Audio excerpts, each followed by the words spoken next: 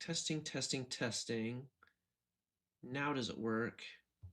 Checking chat. Oh, yep, there we go. It does work. For some reason, that's weird. Okay. I think we're good now. I think we are, our audio is working. And it's good if we miss the blip. Maybe can hear now. Can you tell? Okay, Awesome. Thanks, perfect. Dusk. Okay, cool. Thank you. Thank and you. hi. Good to see you. Yes, thank you. Okay. I'm trying to pull up chat because there was some comments before we even got started. People are excited. We've got, I believe we were called fools. Absolute fools. Absolute fools. Let me see if I can pull up our chat. So you should have it up anyway. Yeah. It's good practice. Live. We are live. Okay. Pulling up chat. Okay. Oh. Now I've got to mute mine. Gosh, you'd think we've done this before. Okay, there we go. Cool. Hey. Okay, so there's a lot of places we can go tonight. Yeah. Alexa, turn on live stream lights. Ah, I thought something was missing. Alexa, turn Batcave chandelier to 15%. Welcome to my life, chat. Okay, we are ready now. My house is not my own. It is run by robots in my husband's voice. We say please and thank you to all of our artificial intelligent entities around here. We're nice. We're nice to them. So, chat, we're interested to know what, why Christians still believe. This is, we're in an interesting country where most people do believe in a God, and we used to be Christian, but now we're not Christian. So we're interested to know, like, why you still choose to believe when there's all of this like new like evidence out there where it seems like, I don't want to say like science disproves God or anything like that. We're not saying that there's not a God, but like, why Christianity? Why does it still stick around? Maybe, and that's where like maybe we're off. Like maybe it sticks around because there's a reason. Yeah, there's a reason, and we just don't fully quite understand it on our end. For us, it just seemed after a while to not make sense, and so we kind of left the faith. But we're interested as to why Christians might still believe. So if you are a Christian and you're joining us here today, we'd love to have you call on up. Calling up. You can do camera, no camera. Either way is cool. But yeah, we're interested to hear your thoughts. So what's you're the one that's been reading. Tell me about your.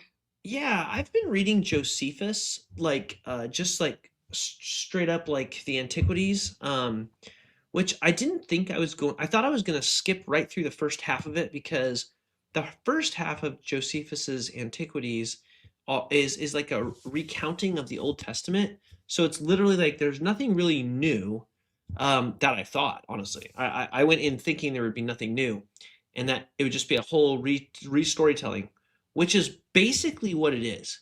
But what's interesting, and this is like the main Josephus works, is that it's interesting to see what is skipped, what is added.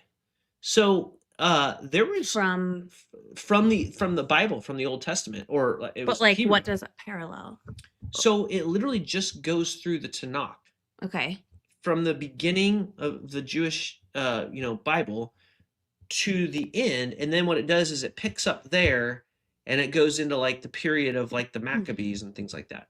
But what's interesting is like there's like extra Moses stories. And we don't have... Did Moses do anything extra cool? Well, he went to war against the Ethiopians, and he did combat with flying snakes. That's not in the Bible. And so what's interesting is I heard that because everything else is tracking. Like, for the most part, the whole Josephus Antiquities is like, we've got the Genesis, beginning of the world story. He like takes Genesis 1 and 2, like the creation stories, and he seamlessly makes them one. Someone needed to do that. And that's what he does for the whole Old Testament. So a lot of stuff where it's like there is this one version of something in Chronicles that contradicts something in Kings, he marries it and makes it one story. And so his job was essentially presenting to the Greeks the story of the Jewish history. And so he basically takes the Old Testament and makes it one like comprehensive story. But what was interesting is the stuff that I say added, but what he's saying is like tradition, like they knew this stuff. This is like common knowledge to the Jewish people. But we don't have that material anymore. So the only way that we know that Moses fought flying snakes is because Josephus was like, oh yeah, and then that time that we were down fighting the Ethiopians, and Moses was like having to do battle with flying snakes. I have questions about flying snakes doing battle.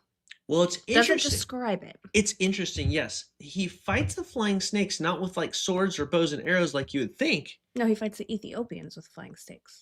Oh no, the flying snakes were a side quest. Oh. So he's down fighting the Ethiopians.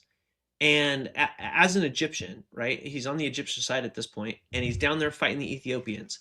And the problem with that area, apparently, according to Josephus, is that there's all sorts of snakes, including the ones that fly. And so he gets some sort of a creature, and I can't remember what it was. If it was like I was picturing like a mongoose, but there's a type of creature apparently, because Josephus is even like, you know, the kind that defeats snakes. And it's funny. I think it might be a mongoose. Anyway, I think that might be common knowledge. He gets it. He brings them in boxes, and when the flying snakes show up on the scene, he releases these creatures, and they defeat the flying snakes. So, wow. Anyways, that was interesting. So, I'm stuck listening. It's also really funny because it's like a 1700s translation audiobook with this really heavy accented British person. And so it's like, you know, saying things when you're talking about like flying snakes or talking snakes in Genesis, it just or talking dogs or talking donkeys. Mm-hmm. It's more entertaining when it's 1700s with a British accent. I'm enjoying it. It's like 45 hours long, but it's cool. I'm almost halfway done. So, anyways, chat, we realize it's Memorial Day, so hopefully there's folks chilling, wanting to have an interesting conversation. Yeah, and if not, that's fine. We just thought we'd throw it out there. We had the day off, and quite frankly, we really needed to go live because I started having this exact conversation with my mom earlier. I wondered if you were going to bring that up. I wasn't going to go there unless you did. But yeah, I realized I really need to do a live because I shouldn't be having this conversation with my mom. It's just not fair. She's just a really nice person, and so I don't need to deconstruct or have a deconstruction conversation with my own mother. I mean, she did say she'll still pray for you. I'm getting prayers. She thought perhaps I needed a tragedy to. Oh yeah, he might need a tragic rock bottom to figure out all of these hard questions, and she's really scared for when that happens. She did say that she is going to pray that it doesn't take that though. That would be good. Mongoose. So, they do live in Just framed. I was talking about the flying snakes and did confirm that it could be mongoose. I think that they also go after snakes. Yeah, I'm almost positive. There's been a few times where I'm like, I even told Adele, I was like, I almost don't want to listen to this because my problem is like if I hear like a slightly askewed version of the Old Testament, it will confuse me. Like I might think that's the real version, or it might mess with me a little bit. But Josephus is, I think, pretty much spot on. He harmonizes some of the contradictions, but I mean, he was staying true to source. Anyways, sorry. Love Josephus. It isn't Silver Night so far. I think it's because it's Memorial Day. I think so. Probably so. That's all right. We can just chill for a minute, see if people start coming in. Yeah. Any Christians, if you want to call in, we're here to find out like why people still believe in Christianity after all this time. After all this time. I love how you say it like that. Which it's not wrong. I just feel like it gives a certain vibe that I maybe wouldn't say it that way. Well, it's like, I mean, Jesus was going to come back imminently. Right, and he didn't. Hasn't has still. it, and it's been like 2,000 years. So like, why is this even still a Like, why are we still story? waiting? Yeah. Why is this even still a thing? Just says there are mongoose snake dynamic Pokemon. Oh, that makes a lot of sense. That takes me back to when our kids were super into Pokemon. Yeah, yeah. Plus, interesting to know where that would have gone, right? Do the mongoose eventually get wings? And so then are these battles occurring all in the In air? the sky? Yeah, I don't know. Or do they just jump up and pull the snakes down? Or do the snakes like fly low to the ground? Yeah, I don't know. It's an interesting thing, actually. Flying snakes. You know, another interesting thing is on a little bit of a rabbit trail. So I got to the point in Josephus, the Antiquities of the Jews, where it was talking about like the measurements of the temple, and I was and I Actually, I think I heard part of that. yeah, and I asked Gemini, I was like, is and I did this intentionally. I just first of all I just asked. I said, are the dimensions of the temple as described in the Old Testament accurate to real life? And she came back and she said yes, according to aerial views and et cetera, et cetera, et cetera, they are accurate to real life. And then I said, interesting. I didn't know you did this. yeah. And then I said, um, removing any theological sources and only using critical scholarship, are the dimensions of the temple accurate to, real life? Totally different answer. Then it was like, well, we really don't have any way to know. And the other big issue, and it even talks about it in the Bible, is that we don't know the real length of a cubit, which is everything's measured Oh, by it. shit. Yeah, so basically they're saying like, oh, absolutely, it's 100% accurate if you just Google it. But then in reality, even in the Bible, it says, I think it was Ezekiel, someone can spot check me on this, but it says you like a cubit using the old method. And, and people are like, well, Well, what's what's the old method? right? So it's like, And what's the new method? right, how long is a cubit type of thing. So we have a rough estimation, but I just think it's interesting in this, present state where it's like you can ask Google something or ask AI something, and it's giving you the popular opinion. And if you're in a country where the popular opinion is Christianity, you're going to get the Christian slant. Well, that's kind of like what you said to your mom, where she was like, "Well, I pray every day to make sure that like I also know what's true." And you're like, "Yeah, but you're praying to the thing that you want to believe in, so there's no what was the word you used? There's no proof of fail, or there's no way to prove that it doesn't fail. If Which is interesting, and I think that she like didn't hear that part. She just really skimmed over that. I actually had a friend of mine just the other day say something interesting. He said that when he was deconstructing, um, he prayed to God, just telling God like, I am going to, I know I'm going to question whether or not you're real. And he prayed this. He was like, I'm telling you this because I want to know. And if I seek answers, I will come out stronger on the other side, one way or the other. So Sure. it's like if you're real and I question your existence, then if you do in fact prove to be true, at the end of the day, I will be even have more faith because I will have like you know. But that was She doesn't interesting. seem to do that though. Right. Christians, any Christians can join using the chat link. Come and talk to us about convince us. Yeah, or just bring up questions. This is a safe space. We usually get a lot more colors once we actually talk to a color because they can see we're not like antagonistic or hostile. This is like a place where people can come up and yeah. So anyone who's watching, we're here to just chat. Why do you still believe? What drives your belief? What I don't know. I'm trying to think of another way to say it. But we'd love to talk to anyone who wants to call up on our link and pop on in here. You don't have to have your video on. Yeah. Anyway, we were talking about flying snakes, which I still have a lot of questions. I want to know, first of all, I want a visual because like I'm trying to decide if it's like a cloud cover I'm feeling like a or like Trogdor. darts. I think it's Trogdor type of Do they situation. have wings or do they just like propel through the I think air? that the flying snakes have wings. Otherwise, that would be ridiculous. Well, what if they just like propel somehow? Like a flying squirrel just Oh, doesn't have like wings, but they like from their coiled position, they launch so far. right. Interesting. I bet that's what it is. Interesting. That seems logical to me. I have a couple. Does anyone know about flying snakes? Call up. Also, there's a couple of troubling passages that I read recently that I'd be interested to like talk about, just because. Yeah. Duskframe says maybe they fly through sheer force of will. I think that almost has to be the case. Yeah, I think so. But what's interesting is the way this is actually this is the most interesting part about this.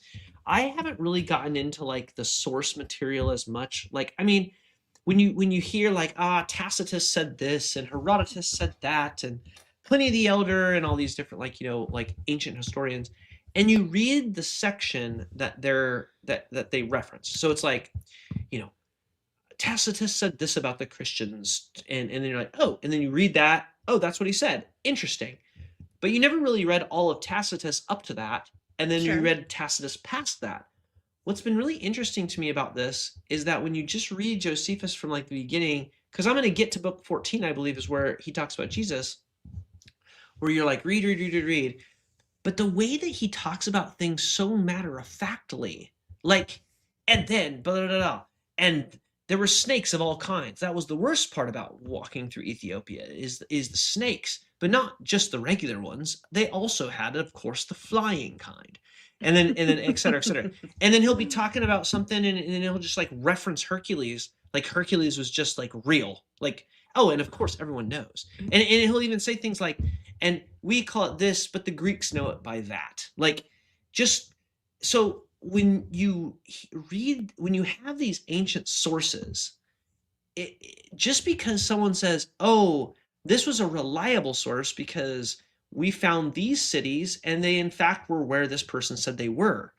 Well, yeah, but this person also said that there was flying snakes around. Right. And there like, was yes, the city might have existed, but that doesn't mean that everything is like verified because a city existed and it was written down. And I know that there's certain historians that have like more of a embellishment style, like Herodotus, for example. Like the scholars are always like, we read about this in Herodotus, but Herodotus was known to like, sex sells, right? You want like, big flashy stories because back then. I have no idea where this is going. Sex sells in Herodotus? Oh, yeah.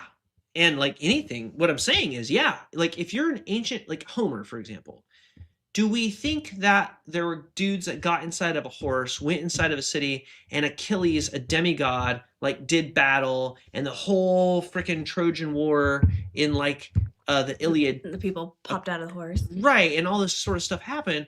Well, at first I was always like, well, yeah, that must have been what happened because I wasn't there and Homer was closer to the source, so it must have went down that way. But then as you start to read the other historians and we know what's actually real and what's actually not real, you're like, oh, I get it. Stories were more interesting and people bought them if they were a little bit embellished. Also, by the way, did you see the fiery flying? Yeah, and you know what? That is totally true. I forgot about that. Beam Me Up Bob just made a good point. They weren't just flying snakes, they were fiery flying snakes. Wow, good knowledge point on that. I got blindsided by the flying snakes and forgot. Flying snake is enough, but now it's on fire? Good God. That can't just be a coil. Do you want to sell your book or not? Well. And here's the thing, back then, if you're like a traveling like historian, who's gonna prove you're wrong? Oh, hold on, guys. Let me pop down to Ethiopia, verify whether or not there's fiery flying snakes or not, come back and write about it. They're like, yeah, I'm just gonna take your word for it, buddy. So anyways, let's see here. Oh, bits. Okay, so Chuck Mac Norris is saying bits of bread that turn into Jesus. Which is also an amazing name. That is an amazing macaroni name. Chuck Norris. Yeah. Yeah, I do love that. The Big Nick. Yes, Big Nick is Welcome back, back. Big Yes, Nick. we love you, Big Nick. No greater story has been invented in 2000 years. I disagree Uh-oh, here we go, wholeheartedly. here we Sorry, go. I'm gonna finish. I didn't mean. I interrupted myself I have a because. feeling, do I know what story you're about to tell? Okay, so the Big Nick says no greater story has been invented in 2000 years. And from our history, I believe the Big Nick is referring to uh are you referring to the Jesus story or like the Old Testament or the New Testament or all? Because I do want a little clarification on that. But dude, the greatest story ever? As hard as Disney tried to rule it or ruin it, I think that Star Wars is the best story. I thought you were going to go down Gilgamesh. Yeah, This guy Gilgamesh. loves him some Epic of Gilgamesh. Gilgamesh. Oh yeah, I could stack 100 stories over this ridiculous hodgepodge of things, but definitely Invader Zim. Dust Frame. Favorite stories Invader Zim. Anybody that knows Invader Zim should give some love in the chat there. That's Jesus is the greatest story. Jesus isn't a Oh, story. also, Slug Racer has a good point to Chuck McNorris that says no one had a smartphone back then. Dang, man, if we could get some freaking video, Right? which this is Someone live stream that. this is a slight tangent, but I really really really wanted Bigfoot to be real, Loch Ness monster, UFOs, and these sort of Aliens. things, aliens. And I'm not saying aliens aren't real. We might have like a great filter issue, but like, did cell phones like ruin the mystery for people? Like, I'm a little bit sad about this. The mystery of Well, like, okay, so if the Loch Ness monster. well, like if Bigfoot's real, by now someone would have probably caught some video. Right. The real video, not the blurry kind. I mean, we've got HD cameras now. We didn't actually have a color pop in here real quick, so we're gonna go ahead and bring them on up. And I can't quite read the word. Changelo Grasso, maybe? Grasso? Okay, let's bring you on up here. Grasso, are you over the age of 18? Yes, hello. Yes, I am. All right, and what should we call you? What do you go by? Otangelo. Tangelo? Otangelo. Yes. Otangelo? Otangelo. Okay. Thank you so much for calling in, Otangelo. We're obviously interested in knowing why Christians still Can you turn him up just enough? hold on to their faith. Where would you like to start? Well, I am a Christian for over 40 years.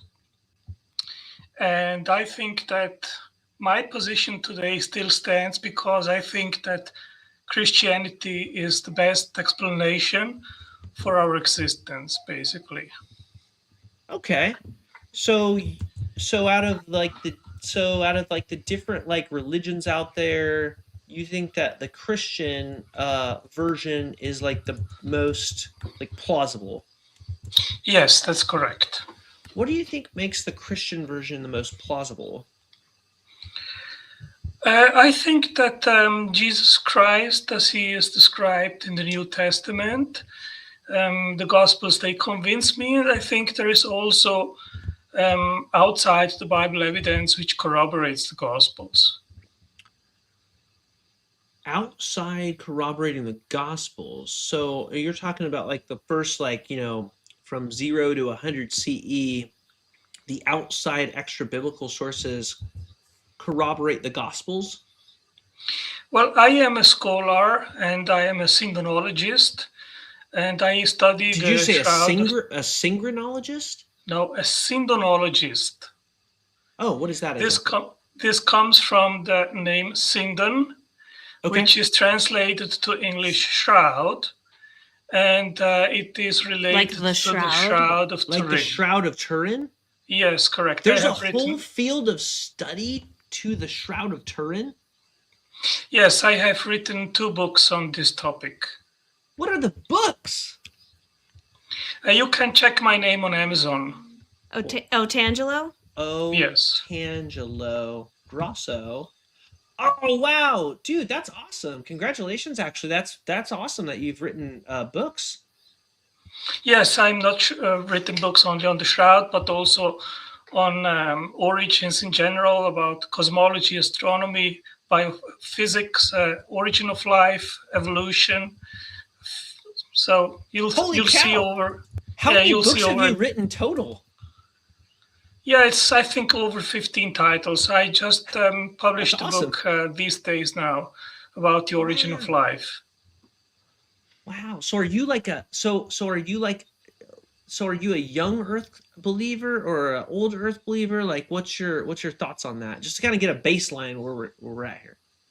I'm a young Earth creationist. Okay, okay. Do you believe that the Earth is round or flat?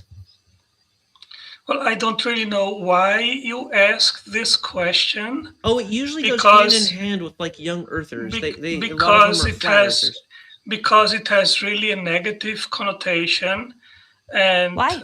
Not if it's what you implicitly believe. you basically are saying that young earthers are irrational, and I think this is just I think you put words not in my the way mouth. to Yeah, we go, didn't say that. We have a lot of people who come up here and do believe that. We're only asking to clarify your position, not to put it in your mouth. I used to be a Okay, young I I believe used to the be earth is round. Okay. Okay. I used to be a young Earth believer as well, and I didn't consider myself irrational at any point in my life. I just have a different viewpoint now, but I wouldn't consider anyone who is rational irrational. You can believe that the Earth is flat and be rational.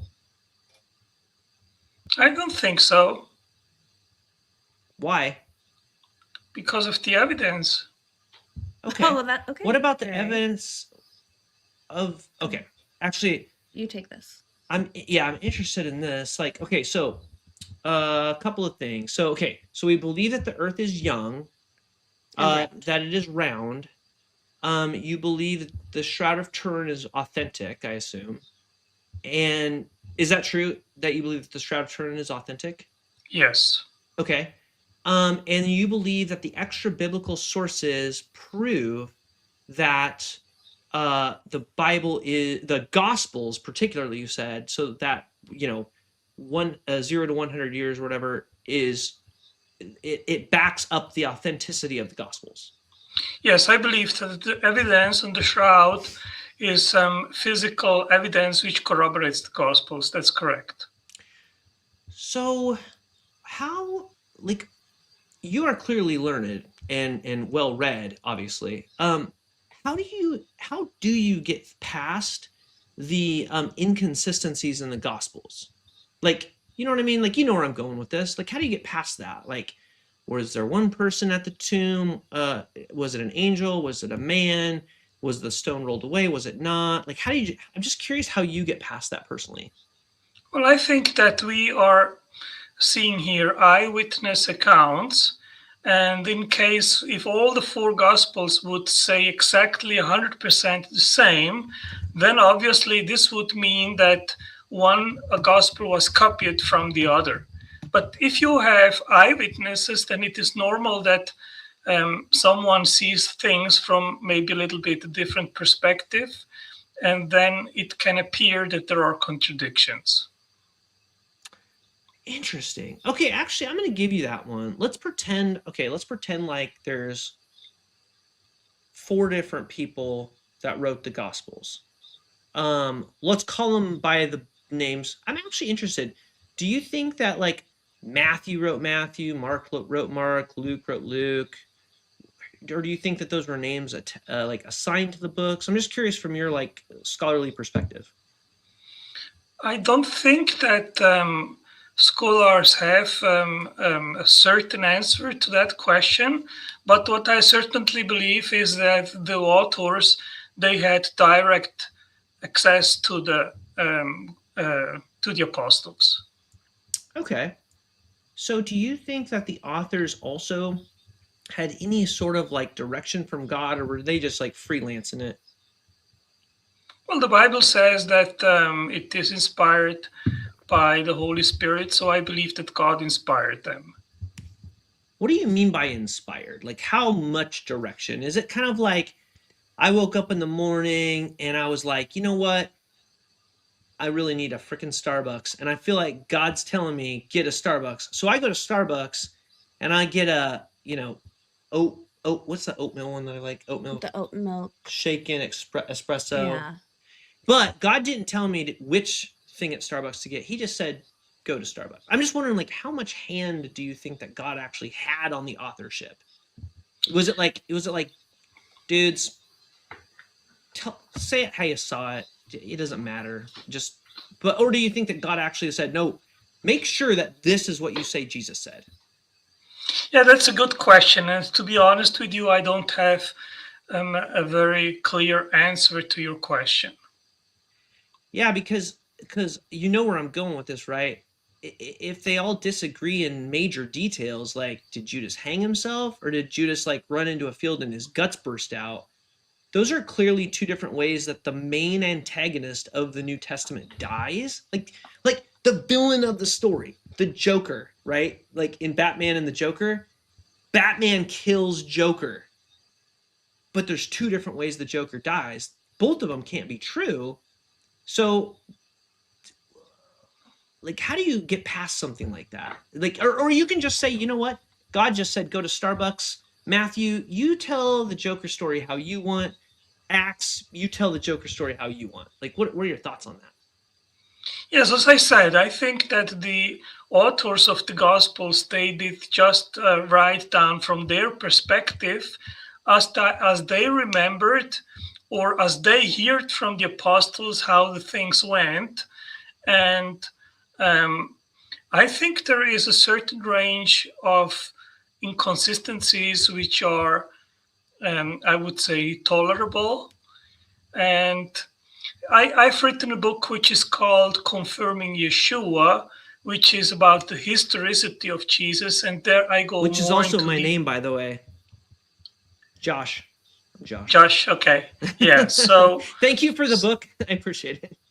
Yeah, so there I go more into these questions because about 4 or 5 years ago, I saw many atheist YouTube streamers claiming that Jesus didn't exist historically, that he was completely an invented figure. Okay, Yeah, so people who believe that. Yeah, so I said myself, well, let me put a little bit my other studies aside and let me see what is actually out there besides the Bible, which confirms the historicity of Jesus. So that gave rise to a book with close to 1,000 pages, 2 volumes. And there I bring in archaeology and history and extra biblical mentions of Christ and like earthquakes, which are mentioned in the Gospels, if there is geological evidence that these happened. And also one line is undesigned coincidences, where you have, for example, a story in the Gospel of John, and it abruptly ends, or it seems some kind of being incomplete. And then you go into the other Gospels, and then you see actually how they give a clearer or more complete picture. And this is kind of that's how it's called, undesigned coincidences. Okay, can you so elaborate on that a little bit? Like, okay, so you're saying that you read one gospel and it doesn't fully bake things out. Let's call it Mark, and then you go into like Matthew and Luke, and they take it a little bit further. Is that what you're saying? Yeah, that's what I am saying. There is an episode when Jesus washes the feet of the apostles, and then you ask yourself in one of the Gospels, well, why is it coming to that? And if you read the other Gospel, then you see that they had a dispute among them, asking themselves who was the greatest among them. And this is in the other Gospel. And then you see that Jesus gives an example and washes their feet. And then he says, those which serve are the greatest in the kingdom of God. So he basically inverts the situation a little bit. So not those which are masters and rule, but those which serve are seen in the kingdom of God as the greatest. So if you read both Gospels, then you have kind of a complement one with the other to understand the full picture why that happened, this episode. Do you think that all of the Gospels were written like at the same time, or do you think that they were written at different times? Like, what are your thoughts on that? Well, I think the earliest Gospels, like the Gospel of Mark, was probably written around 50 AD, something like that. The Apostle John probably wrote the Gospel of John in 1995 AD, probably about 40, 45 years later. And when do you think like Matthew and Luke were written? In between, it is a long time that I don't study this, so I cannot give you a precise figure. So does Mark ever evolve something that John sets out? You know what I'm saying? Like, so let's say John throws out like a basic like level of something, but Mark expounds on the theology, or is it the other way around where like Mark says something and then John expands on it? I think that Mark is basically the most rudimentary or basic gospel, and Luke and the Acts, they were written by the same author. And Luke was a doctor, and you see that he was a very, very precise historian. And in Acts, he describes events which we know extra biblically they happened in 552 AD in today Turkey, in Minor Asia. So he is very precise, and what he writes in Acts matches precisely with extra biblical sources. So we are pretty sure that his gospel and Acts were not written very late, very much later, or maybe a little bit earlier than 52 AD. So are you saying, okay, so you're saying that like Mark's the most rudimentary, and then it doesn't really expand on the others, but you're saying that the others kind of like are you saying that because Mark was written first, it might be the most like foundational base, and then the others kind of expand as like time went on? Like they were like they maybe read Mark and then they were like, oh, actually, let me bake this out a little bit, and so then they expand on it. I You don't want to don't say know that. if, No. yeah, I understand what you're saying. Yeah, I'm honest. we can just pretend like you didn't. It's fine. I cannot tell you that because I've not studied this for years. So Yeah, it's okay. Actually, let's jump to the next thing. So do you think that the Bible is true though? So even though, but wait a minute, actually, you can't think that. There's no way you can think that, because if you admit that like one gospel says Judas died by hanging himself, and the other one in a completely different context, not that he was hanging himself and his guts fell out, because I have heard that apologetic, but he's like running across the field and his guts fall out, not while swinging from a tree. It can't be true. Maybe the concepts are true, but it's not 100% true. The Bible's not infallible or inerrant, correct? yeah, I don't think that Yeah. when you have eyewitness accounts that they Yeah. are obviously 100% Right. correct. Now, let me agree. ask you something, Josh. Yeah. Is these questions which you are asking me, is this the reason? I suppose you are an atheist. Is that correct, or agnostic? How do you self-define I'd say yourself? agnostic. I think that it's definitely not Christianity that's real. That is like definitely not true. But I don't know all of the religions. Maybe there's like a religion out there that is real. So I'm like open to the conversation. I also could be wrong. Christianity could be real. I just think that there's too much against it to be true. Stuff Yeah, like you this, know, the though, core what I'm saying? message. You Yeah. know, the core message of the Gospels is that Christ was crucified, that he died, that he did resurrect after the third day. So this is basically the creed in 1 Corinthians 15, which the Apostle Paul communicated and divulgated in Minor Asia. So this is the core. And of course, with this, Christianity either rises or falls. So either Christ was indeed who he said to be and did die and resurrect or not. Okay. Yeah, but if I can't even believe like the way the Joker dies, I don't know that I can believe. I mean, you could have 4 different sources, 5 different sources, 10 different sources from 2,000 years ago, and like if you can't agree on the basic premises, like why would I believe in your grand claim? Because there's a lot of grand claims out there. Do you believe that Muhammad split the moon in two? There was like 500 witnesses of that. Yeah, I think there is absolutely no comparison between the Bible and the Quran. Interesting. That's a big claim. Big claim. Yeah, I've spoken to many Muslims and I am completely unconvinced. I think the Quran is a completely made up history.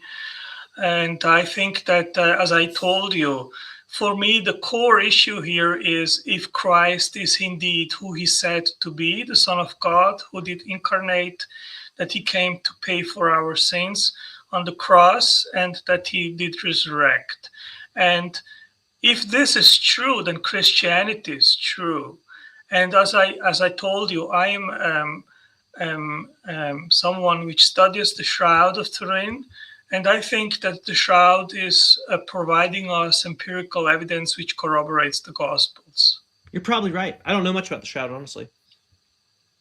Yeah, if you want, I can send you my book. I can put my email, and you can write me, and I send it to you, and you can inform yourself if this interests you. I definitely will. Our email address is inquirycouple@gmail.com. I actually pulled up your name on Google, and I do see your works. I do have a question though. So you said that like, okay, the four Gospels might be off, and let's, like, just to back up a little bit. So you're saying that we should believe that a creator God sent himself to die for himself to save us so that he could forgive us from himself, because he was the one that created hell in the first place. But let's say you're saying that that's true because we're believing these Gospels that don't agree on major plot points. And the reason why the Gospels don't agree on these major plot points are because they were written by four different people that all saw it a little differently. So one person saw Judas run and his guts fly out, and the other eyewitness, or talking to the apostle, saw him hang from a tree. But you're saying that based off of that sort of credibility, we should believe a dude like died and rose again. That's a tough pill to swallow. You got to see where I'm coming from here. You see where I'm coming from. Yeah. You know, Josh, I wrote a book on the theistic worldview, which doesn't go at all into the Bible or Christianity, but it is much broader. And it starts basically with the question, does God exist or not exist? And this is usually the approach which I use, which is a cumulative argument for the Christian God, which starts with a much more basic question. And what I very often see, and you are not an exception, is that atheists or agnostics, very generally, many come actually from a Christian background. They start to scrutinize the Bible and start to ask themselves, well, is this true? But well, this seems to be odd. Well, how is it possible this and that? And then slowly they move away from the Bible and become agnostics or atheists. But the question is this actually a solid epistemological approach to come to true beliefs? And I think that you need to be scrutinizing not only theism or Christianity, but also the opposite view that there is no God. And I see very rarely agnostics or atheists do that. And when you do it and start actually to ask yourself, and I ask very often atheists, how do you explain our existence without the Creator? Then very common they have no answer because they never thought about this. Oh, and there's no way we'll ever know. If I'm being honest, I think that there's a case to be made for pure naturalism, but I personally don't think that, like, well, first of all, unless there's someone like, there's some very intelligent people out there, maybe they think that they have that answer. But the problem is, like, we can't go past the Big Bang, right? And we can't, like, step out of the universe and look down at it, right? So I don't think there's any real way for us to say there's definitively no God or there's definitively a God. I mean, there's a lot of ways you could say that there's a God, and I'll grant you that. And you know what? Let's just say that there's a God. what I'm saying is, like, why, based off of the like such faulty sources, which, by the way, if you're an all-powerful God of the universe and you actually give two craps about humanity and you want them to believe in you or get eternally tormented, wouldn't you make sure that your like four freaking eyewitnesses know how the Joker dies and know like when Jesus comes back or leaves the tomb, like how many angels are there, even if they're angels or men, and like whether there were guards or not, and like who even went to the tomb? I mean, these are the worst sources. If this was a trial and a person was to get like There's actually no like, way that you could make a. no, it's ridiculous. So then it's like, yeah, You can't make a ruling on that. You could never prove it. yeah, I could say, you know, and you see this like with many other things. It's not just like Christianity, but it's like we don't just take history at its face value when you've got like conflicting sources. And that's actually what's super interesting to me is it's like why would you believe something that says it's God breathed and an inherent word of God when it itself has problems with itself? You're right. That is what loses a lot of Christians. They read too much. Am I wrong? I mean, that's, I think I think you nailed it. That's why I left. Right, and I would encourage you to maybe do a little bit a broader approach and ask different questions, not so much only focused on the Bible, but start with a more basic and rudimentary question. First of all, we do not have proofs or absolute certainty in regards of the quest if God exists or not. So what I'm using is abductive. Let's just say yes, because I'd like to jump past that, because here's why. This is why I'd like to jump past that. If God exists, but I know for sure it's not Christianity because of all the plot holes. Right.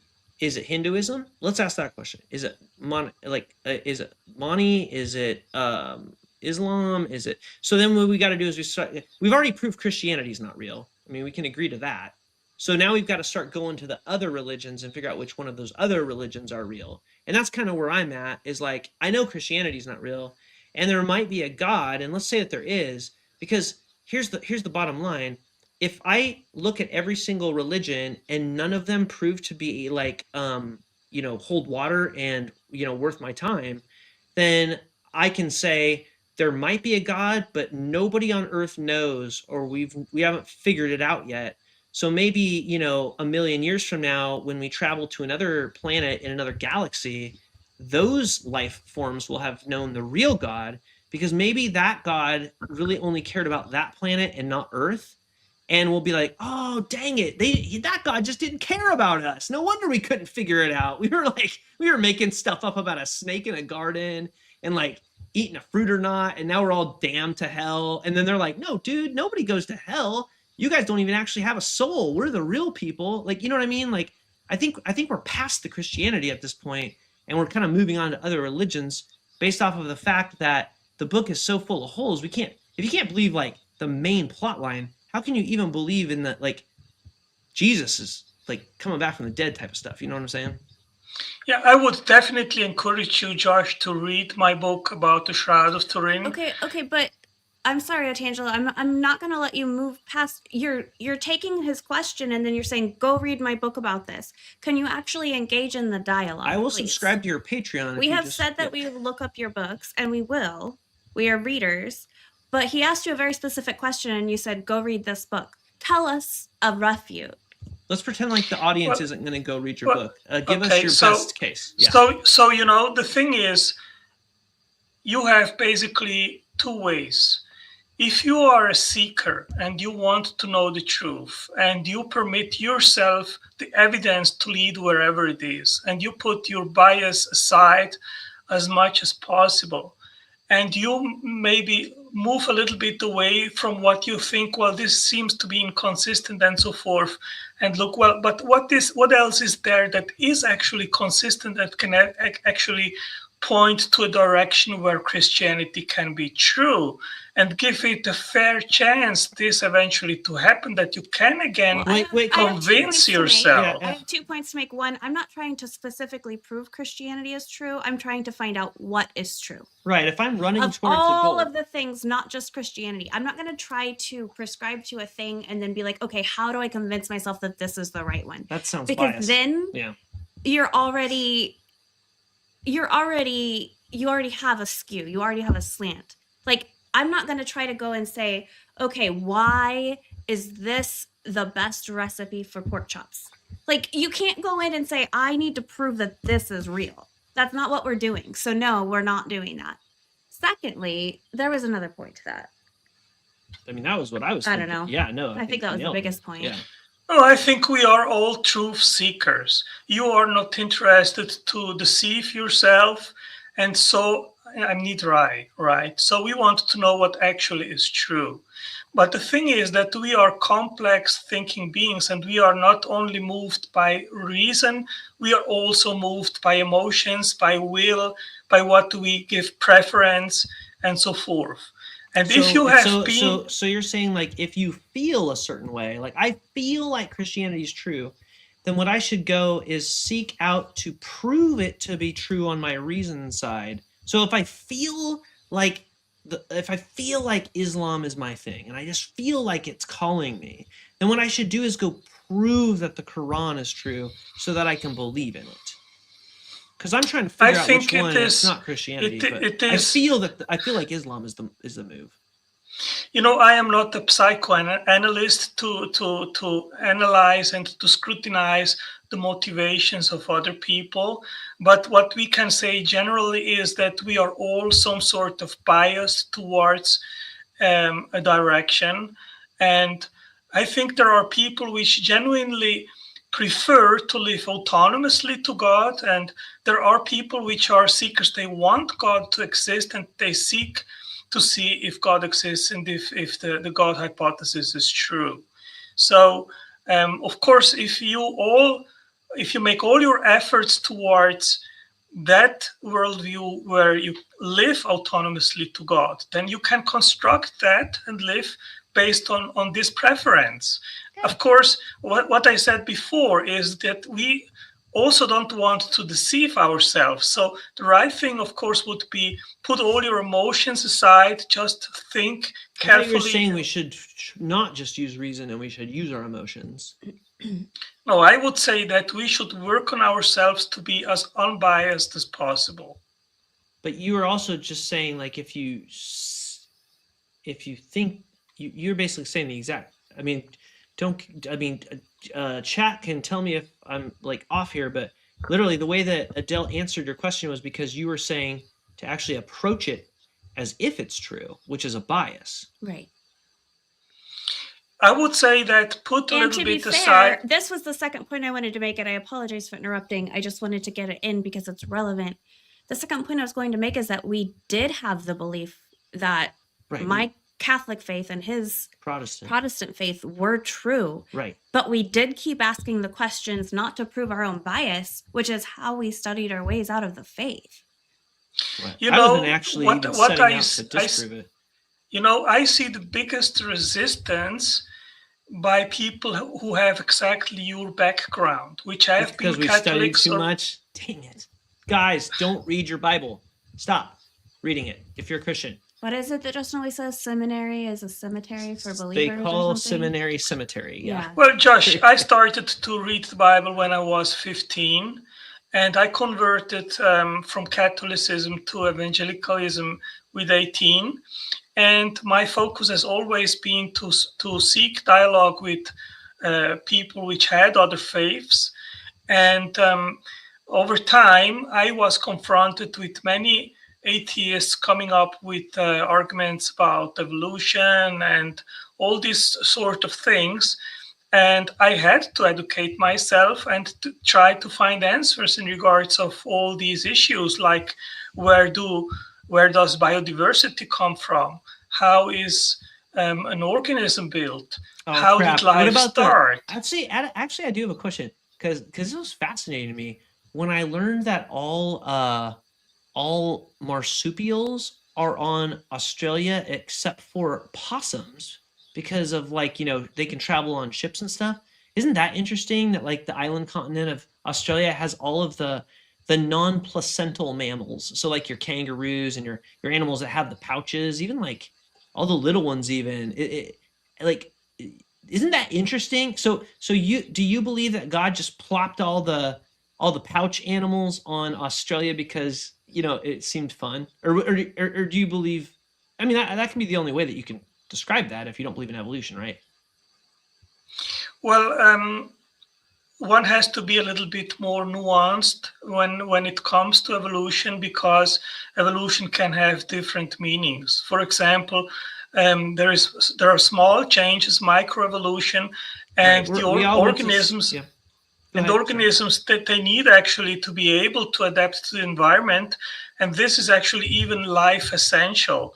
So the first life forms, they needed to have mechanisms to be able to adapt, otherwise they would die. So Australia So needed the pouches, the other spots didn't. That makes sense. I could see God. He's just like, dude, all the pouch animals, bloop, Australia, because that place lends itself to pockets. To pouches. Dust Frame, does that mean you're Australian? I've always wondered. You said you say good morning to us every time we go live. And oh, dang, that is like a 15-hour time zone difference. Wooed the Australia mention. Love it. We might have actually known that. That's awesome. But anyways, so okay. Because of your Australian back connection. to the yeah. So okay, let's just.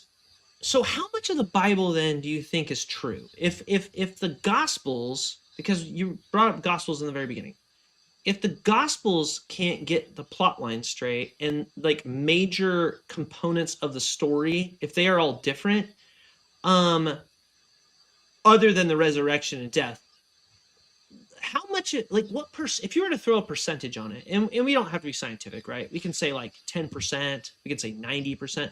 How much do you think of the Gospels is true in terms of just like the real story?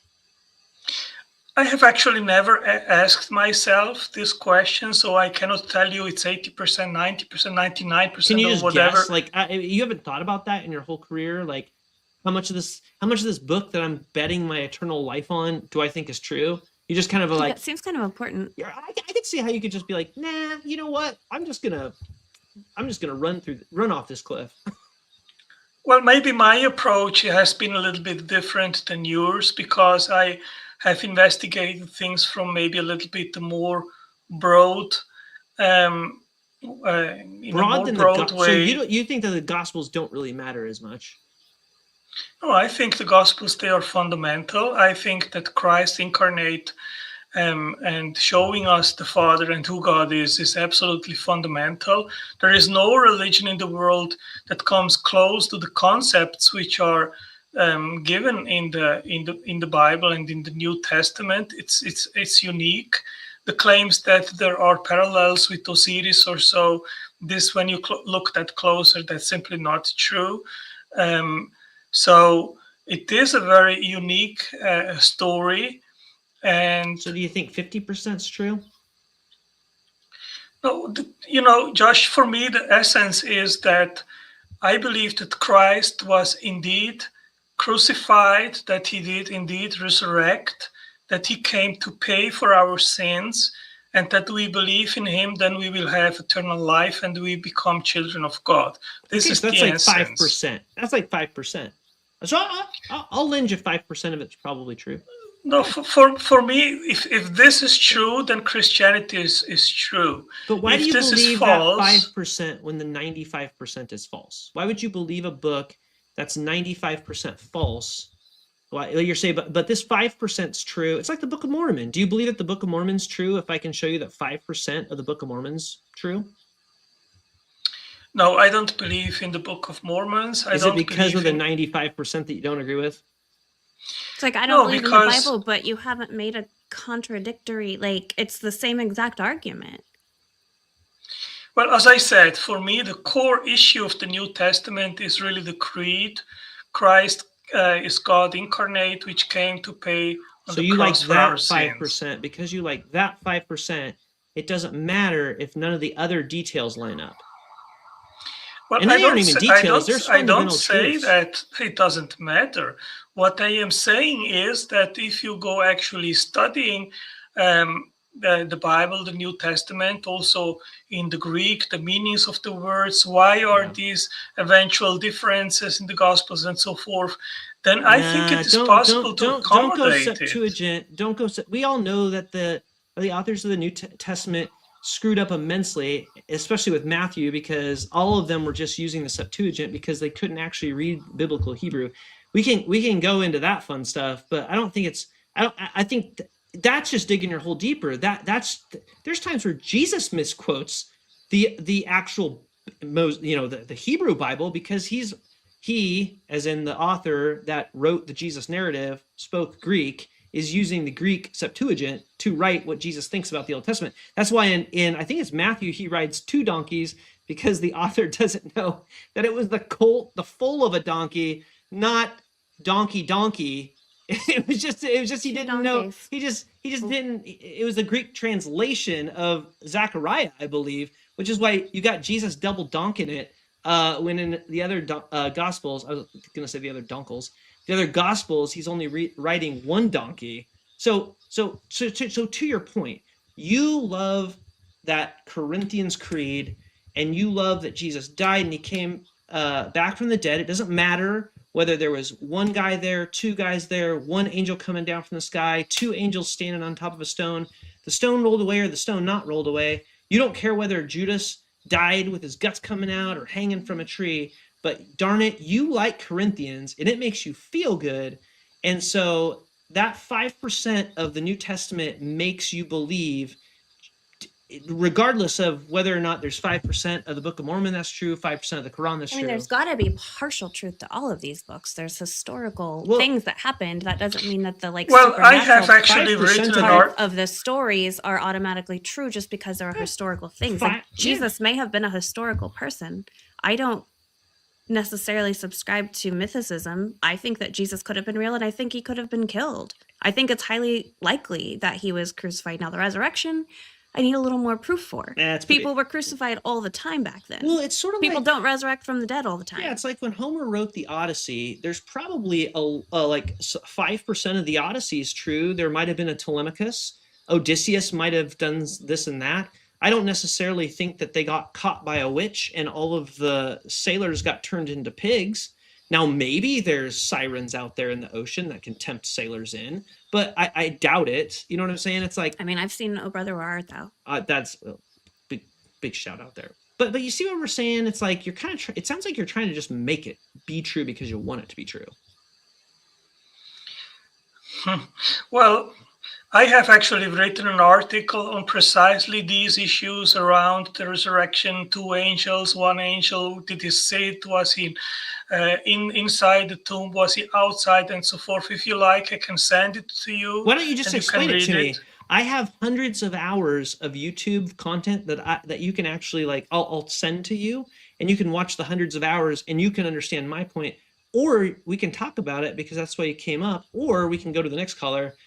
Because it sounds like you're just trying to have us buy these books that you can't explain. I can explain to you what I believe and why. I cannot give you details. I am not a computer which has details which you eventually expect on all topics, on all matters, and special if I have not gone in depth into one or the other topic specifically for years. That seems like a cop-out. So I mean, you can name it however you want, but the thing here is basically what you are giving me is currently just, I am an agnostic, I am doubting about the Gospels, but what I actually would need in order for you to convince me that your position is plausible and rational is anything that would be superior.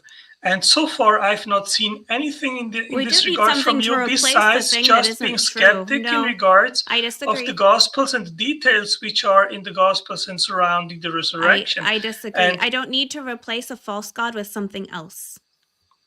I don't need to insert something in there just because the thing doesn't answer the question. Well, I don't have to know. Hold on. I have barely spoken.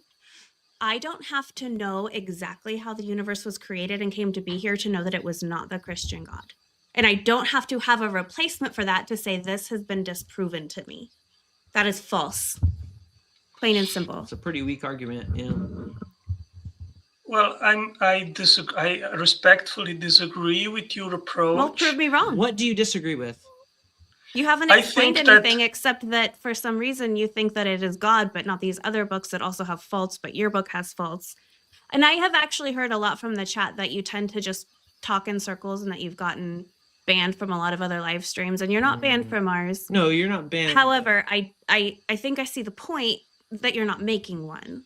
So if you would like to actually explain some of this, you just said the words, I can't explain my viewpoint to you, but then you told us you wrote 15 books. You have to be able to explain yourself to write books. So that doesn't make any sense to me. And Daniel, we see you. You are yes, Daniel, next. you are on deck.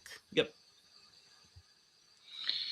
Well, maybe you're straw manning me right now because I said that I am eventually not. Does straw manning mean that you have a weak argument? Because yes, you have a very weak argument. Sorry. But maybe you have not considered the strongness of what I am actually proposing, which you say, well, I'm not satisfied. You're telling me go and read about the Shroud of Turin. For me, if the empirical evidence points to the truthfulness of the resurrection, then I am sorry. You can bring up as many supposed contradictions, but the resurrection happened, and we have empirical evidence which points to the truthfulness of that. That's probably where we should have spent this whole conversation. And if you come back, let's dig into the resurrection, because I disagree that there is proof of it. And that's one of the strongest reasons I have to know that the Christian faith and the Christian God is not true. Well, because the resurrection is the backbone of the faith, and none of the stories make sense. None of them line up with each other. None of them... I mean, I don't know. Yeah. No, we appreciate you coming up, though. Come back again and let's start with the resurrection and dig deep into it and see if we can prove that actually happened, because that would be really good evidence for us to believe in the Christian God. Right. Well, I think it is complicated when you make absolute statements, which you have made several times, because you are not equipped to make them. I don't make absolute statements. What I am saying is that based on what I have studied, I believe that the Christian faith is true. And this is what we have studied, we don't. Yeah, we're making the exact same. Claim. Why are you more equipped to make a claim than we are? Yeah. Also, hi Elise, welcome in. So good to see you. Yeah, why are you more equipped to say you believe that it is true, and we say, well, we believe it is not true, and then you say, well, we are not equipped, but you are equipped. What equipment are we working with? What are we whipping out here? The Shroud of Turin is a good example. You confessed you've not studied it. I did. So, you know what? I know I shouldn't do this. Damn it, Daniel. Hold on just for a second. Oh. All right. All right, buddy. Let's hear your shroud. Let's go. Shroud of Turin proves Jesus true. You heard it here. Go. I make no absolute claims. I don't claim to have proofs that the Christian faith is true or that the Christian worldview is true. What I am saying, based on what I have studied in over 40 years, makes me believe, and I am convinced that Christ is indeed who he is portrayed to be in the New Testament. Now, this is a confession of faith. I have no proofs. Now, you have made absolute claims saying the Christian faith cannot be true, but you have not demonstrated that you have this kind of evidence or proofs to make this absolute claim. Well, I thought you were going to tell us about the Shroud of Turin. Convince us. Quit talking about what our claim may or may not be and actually give us evidence. Well, first of all, the Shroud of Turin and why the Shroud of Turin proves that Jesus is real, or we're moving it to Daniel, the next color. I'd love to talk about the book of Daniel if you'd rather go there. If you expect me to provide you proofs, then I am the wrong person. I don't All right. propose to Yeah, I'm provide sorry. I proofs. can't take you seriously anymore. Thank you for coming. We'll try again another time. This is so much dodging. I just can't even stomach it anymore. Yeah, thank you for coming up though. We do appreciate it. And honestly, if you do want to come up with your reasons why the Shroud of Turin proves that Jesus is true, we would love to hear it. I'll get in. We get into a lot of different stuff with the Shroud, but we Yeah. appreciate it. Thank Just- you, very much. Daniel, for Thank Just, thank you. just, Nope. sorry. Nope, you don't get to run our channel. Thank you though. That was a lot of nonsensory. Woo-wee. Oi. Okay. Well, at least we proved that the. Oh, good. Jeez, for a second there, I thought Daniel dropped. Daniel, we're bringing you up. 1 second. We just got to clear our brains. Yeah, for 2 got to seconds. debrief a little bit from some Otangelo, and the chat immediately knew who Otangelo was. I didn't mind Otangelo. I thought Otangelo was interesting. I think that Otangelo does a lot of. we got him to. It's like one of those frogs where they like puff up their. Yeah, like they get tough. Yeah, but like there was nothing behind it. Like, oh, I'm scary, but not. We got actually him not to really. admit, I feel like, or at least not disagree with the fact that the New Testament is 95% false and 5% true. But we love Corinthians creed, therefore we're gonna believe At it. least you did miss a good one. You might want to go back and watch Otangelo. And the Shroud of Turin proves that But he can't Jesus explain is real, why. but we can't tell you why. Can't say why. Okay. I can't explain my point, but go read my book. Yeah. Dang. Sorry, guys. We came in a little bit biased because we were reading the chat. So I tried not to. I mean, I heard the chat and I was like, okay, if the AXP, I think they said AXP won't allow him on anymore, and Justin won't allow him on anymore. And those are some people I have very high respect for. So there's probably a reason. yeah, that's fair. All right, Daniel, we are going to bring you up here. Daniel, are you over the age of 18? Yes, I am. Thank you for Daniel- being patient. Daniel, have we talked before? Yes, we have. I thought so. I Okay, wondered. cool. Awesome. Yeah. Thanks for coming back. We really appreciate it. Yeah, I enjoyed our last conversation. So, Awesome. Thank you for coming back, and thanks for waiting. Yeah. yeah. So, yeah, like we're excited to be here tonight. I was just, I don't know if you caught earlier in the chat, like every once in a while, it's like, man, I gotta have these conversations, or I start. Yeah, he tried to do this with his mom earlier, and I was like, why? It's like, don't do it, don't do it. Anyway, Just let her be, poor old lady. she's super nice, but I backed off real fast. She's super cool. But Yeah. anyways, so yeah, what brings you up? What's on your mind today? Like, where would you like to start? And happy Memorial Day. And happy Memorial Day if you're in the United States, Right. I assume Yeah. yes. I'm in the U.S. I'm in Texas. Oh, right on, right on. Yeah. Central time zone here too, so that's cool. Okay, nice. Yeah. Yeah. So I guess I would like to start with, because you both are Christians, right? So We I know were. You had a Catholic background, and then Correct. you also had a Protestant background. Yep, And so, what was the catalyst, right, that I guess made you decide to leave? Because I know believers who might not like, they might see something and say they don't fully understand, or they might consider, oh, this looks like a contradiction, but it never caused them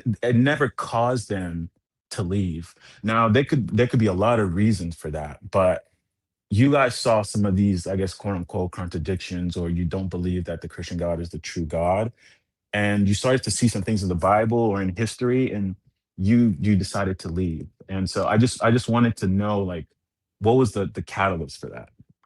And I'm to gonna be let fair, you start, and I'm gonna grab 2 books. oh, okay. I was gonna say his was more actually of a biblical study and working on these contradictions and these hard questions that led him out. I was a little bit like, I was really into it when I was into it, but I think for me, it just didn't take me very long in my very small town to see the people around me doing one thing on Sunday and something else all week long. And like, it just seemed very hypocritical, Yeah. the actions and the words and and of course in Catholicism, there's a lot of, like, I don't want to call them rituals. So people might Right. call them rituals. It feels like rituals, the confessions and the confirmations and then you're, Right. I don't know. Once I started to see that, I wouldn't say that I stopped believing, but I stopped enjoying or participating in organized religion. Mhm. And then I think it was when I was in college when I started just kind of getting exposure to more things and reading more. And Mhm. having more influence that I didn't have before, that I started to Mhm. kind of accept the fact that there might not be a God. Mhm. And I mean, it was a little bit of a slow progression. I wouldn't have said for sure. I mean, my mom always told me, so my dad was religious, my mom wasn't. My mom always told me that she found religion by just being outside. And I always thought that, oh, that kind of makes sense. Like you just feel like Mhm. you're part of the world around you, and Yeah. however we all got here, we got here, but let's just enjoy it. And Right. so I think that there was maybe a little bit of that mind frame for me for a while, but this one had a lot more of a Yeah, studied I approach. was hard. So I mean, I was hardcore Christian. I mean, I was Sunday school teacher, worship band, you know, leading Bible studies, et cetera, et cetera. But then in never missed a Sunday school growing up, a very, very religious family. And then I was actually the guy in the forums defending like young Earth, arguing against the contradictions. One of my favorite books was When Skeptics Ask by Norman Geisler, Mhm. because not that I was skeptical about any of these questions, I knew that the Bible was true, or I should say, I believed that the Bible was true. And so I believed that if there was a problem, that there's a way to solve it, and there always is. Like, I mean, I'm witty. I could apologize my way out of any conundrum. Like, I even have like the Judas, died twice, two different ways, apologetic in my brain, right? And you can develop those sort of things. But then what happened was, dang it, I took one freaking class in college, and it was rocks for jocks, because it was supposed to be I don't think you ever told me that. okay. They called it rocks for jocks because it was supposed to be the easiest science credit you could get, which was geology. Now, to be fair, I struggled because it was stuff I'd never learned, because in my schooling growing up, we weren't allowed to learn like evolution and geology. Like, age of the earth was like only 6,000 years or newer, right? So I remember I took geology. I didn't really get it. I kind of failed it. No, I didn't fail it, but I got like a C. Anyways, then I, Passing. yeah, I was passing. But then I was reading this book. It's by a Christian geologist. I don't know if anyone can see that. Oh, dang it! Did we lose Daniel? For some Uh-oh. reason, I feel like we lost Daniel last time. Oh, Give him a second. Yeah, He'll I'll probably give him call a back up. second. I'm Oh gonna yeah, go to he the popped. restroom. Yeah, he popped Okay. back up. Yeah. Well, I tell my story. I'll bring him on stage here. Something happened with my internet. Oh, you're good. You're good. You're good. So I was just saying, like, I was reading this book, which is The Bible, Rocks, and Time. So it's written by Christian geologists, and what they were doing was they were trying to explain like why the Earth appears old, because these geologists admit, like, even when you talk about like, okay, so I knew where this the last caller was probably going to go. He was getting to the science of things, and when you get into geology, you learn about things as a creationist, about like polystrate fossils and things of that nature, that say the Earth has to be young because of these geological features, and radiocarbon dating or isometric dating can't be true because of these things. Well, these guys here were super mad at the Christian community that was arguing with bad science, that they were like, no, here's why polystrate fossils exist. Here's why isometric dating is true. But here's why we still believe in Christianity. But what happened was, unbeknownst to them, I was reading this book, and I was just like, my God, these guys are going through pretzels and gymnastics to prove something that they clearly are trying to bend themselves into a position on, like going out of their way to prove something, versus if they just were like, no, actually, the Earth's just old. Like, why don't you just say God made the Earth 4.5 billion years ago, and the tale of Genesis was an allegory, and you didn't have to write this whole book that was full of crap. And then I realized that what I had been doing my whole life, and at this point I was around 33, I was doing the same thing. I was bending myself into pretzels to prove things like when Mark says you can handle snakes and not die, or like the 4 different opposing resurrection accounts and like the 2 different deaths of Judas and all this sort of stuff, I was like, holy crap, I was doing exactly what these people are doing. And then I just entertained the single thought, what if I'm not right? What if Mm, it's not actually true? And all of a sudden, I said, I'm just going to have a thought experiment, and I'm just going to think, what if it's not true? And I felt this like, oh my God, have I been crazy? And then, yeah. and then it took like 2 years after that for me to slowly like work my way out of it in terms of like, and then life got complicated because of course my entire community, my family, everybody is Sure. Christian. So it's like, oh crap, well Yeah. this is And awkward. people think that somehow we like came to this with like an agenda to leave, and I think it's No. actually quite the opposite. I think a Yes. lot of people who deconstruct are trying to figure out how to continue to prove it to themselves. And when we were even talking with our last caller and said, you know, you're coming to it with a bias, trying to say, I need to prove that Christianity is real, but we were coming with a bias, and somehow Yeah, I was still reading an apologetic book when when my eggshell got cracked Yeah. to try to prove it. So I Anyway, know that was a lot, but thank you for asking Yeah. about us. And Yeah. what are your Yeah. thoughts? Okay. So first I want to talk because there are two I think pretty good points that you both made. So the first one was the matter of hypocrisy. Mm, And so coming to church one day, doing something else the other day, a lot of like mhm. just rituals, like very outward, Yeah. sort of. And you know, you guys have read the Bible, right? You guys know a lot of Yeah. verses, probably better than a lot of Christians. I And mean, hold up our if Bible. this is right, this is one of 2 that I have sitting next to me. right. So And so few Uh-oh. the internet might have dropped out a little bit. Give him just a second. Yeah, we've still got you. We've still got you. It might just be a little connection issue. We'll tell you when we got you back. Just keep testing. Yeah. It's like you paused for Yeah. a minute or something. Oh, he might have to. He'll Yeah. probably join back. I think I'm we just sure have he'll some come back. connection. I really like Daniel, by the way. Yeah. Like, just he's kind of like us, where it's like, give the other person a chance to get their message out. Yep, here we go. All right, we got you back. We're good. yeah, I don't know what is happening. It's okay. Oh, you're good. Um, You're good. Internet's like, who knows? You know Yeah. what I'm saying? It could be anything. Mhm. I mean, we're in the Yeah. Midwest, so it could just be a tornado. Who Yeah, knows? it Yeah. could just be a tornado. Yeah, no big deal. And so if you consider, especially in the New Testament, some of the letters, a lot of the hypocrisy was already there. And so it's nothing new.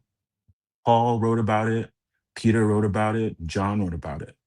And so they saw this from the beginning. And the message to the believers was still to continue. And so when I hear this argument, I hear this a lot, right? Oh, there's a lot of hypocrisy, like all these bad things happen to me, or there was a lot of trauma. And this is true, this happens. But it's not like there was a point in time where it never did. And And the to be fair, letters, I wasn't and using hypocrisy as an argument for or against yeah, religion. yeah, I I know, but said I'm that, saying one yeah, of the yeah, reasons why yeah. you left. And so I'm But I saying that, did see hypocrisy, and then I started to right. even question myself and my own behaviors. Right. Okay. And so even the rituals, right? Even Paul, he talked about these rituals, like, he talked about in Romans, like, there's some of you who regard days, and that we should just accept the brothers who are trying to regard days. And he's talking about holidays. And this is just another kind of ritual, right? Celebrating a certain kind of day for a certain kind of reason. And he was talking ritual, like cr- human beings, whenever, like the gospel, right, is not just you're saved, it's to pull you out of your culture, your class, your race, and into something new. Ephesians talks about a new man. And so Paul, when they write these letters, right? I know you guys, you talk about the Pauline letters, but Mhm. if you forget about who wrote the letters, if you read Ephesians, he talks about the one new man, where there is none of these things. But human man did not cooperate with God to allow this to take place. All the rituals in Catholicism are from man's biases and their own understandings of what they would like to do. When you read the Bible very clearly, these things do not exist. The prayers to Mary, the confessions to the Pope, Mhm. the all they are not in the Bible. There is no biblical ground. And so a lot of times they create other agendas, other writings to back that up. And so that's for that first point. The second point about geology, the book of Genesis has been the book that has been argued about anytime I've listened to atheists, I've listened to talks, they always start with the book of Genesis and they start with the book of Genesis 1, right? Because that's the story of creation. And And then the other creation story that's different. okay. And Right, 1 and so 2. Yeah, exactly. the first thing I would like to say is, at least what I believe is that the Bible is not false. Human beings misinterpretation of the word and biases and human pride have caused them to use the word in the wrong way. The Genesis was not written as a scientific documentation of the creation of the earth. And how can I say something like this? How do I know what the author was trying to do? The author of Genesis was Moses. Moses was trained by the Egyptians.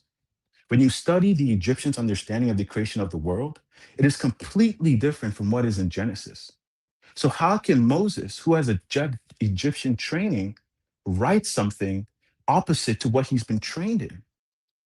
So, there had to be some kind of light and experience for him to write to write Genesis, and not for some kind of explanation. Human beings want to know the why. Genesis was not written to tell you why the world was created or how it was created. It was to tell you the story of what would occur. Genesis actually is actually the miniature form of the whole Bible. And what I've seen many times, right, is, especially with apologetics or people trying to defend the faith, is you see, they do a lot of this jumping and the turning, but that's because some questions aren't answered in the Bible. They're just not. There's no basis in which God is trying to explain why he created kangaroos with a pouch. Right. There's none. There's none. And so when you come to a Christian, especially who's because everyone's belief actually is deeply rooted into their identity. And so when you come to a Christian who's trying to defend his faith, he's in a way, actually, it's unfortunate because he's trying to defend his identity into who he believes the God of the Israelites and Jesus Christ is. And so that's where it all falls apart. And I watch Christians all over the internet just trying to defend the faith, which is wonderful. But there's some things I just have to admit that logic is not going to get you there. Now, obviously, it should. There's an aspect where there's a mental capacity used to understand the Bible, but there's a point in which logic will not reach that point. The resurrection from the dead, you want evidence? The evidence is the things that I write to you. Paul tells you, like, we write these to you so that you may know the Okay. truth. Same thing with John. It's so that you can have faith. It's not that we are trying to convince you. Paul went into in Acts, Paul would go into Jerusalem and he would go there and he would preach, and a lot of people would tell him he was crazy and walk away. But there were some who believed. And perfect. That's it. Like he's like, it's not like it was never up to Paul. It was for those who were open to receiving this person they call Jesus Christ. And then from there, then the church can go and be produced. But like the guy who was here, the brother, and he's a brother in Christ who was there trying to defend the faith. The reason why, like, he's being biased, he is being biased, jumping through, because in a way, like, he's trying to defend himself. The Right. Lord, to me, I'm standing here right now. Like, the Lord to me has like, I don't have to stand here and try to defend him. If I could come here and say something, it's indifferent to who God is. And so and this is where a lot of the holes start to come. Like I remember I was learning in school where they're talking about Galileo, and he believed that the sun, like the earth was the center of the earth, and he was trying to use that to explain God. And Well, it was the why? opposite. Actually, the church believed Oh, that the yeah. Earth was the center of the solar system, and Galileo said no, it's actually the Oh, sun, yes. and Yeah. that's where he got in Okay. big trouble. It's just the same exact way that Copernicus, when Copernicus proved that the Earth wasn't the center of the universe. But yeah, yeah, I know what you're saying. But go ahead. Exactly. Yeah, And so where what are they like, what was the purpose? In, especially when, as Christians, right, we're supposed to take the pattern of the Bible. That's what we're supposed to do. Take the patterns we see of the apostles.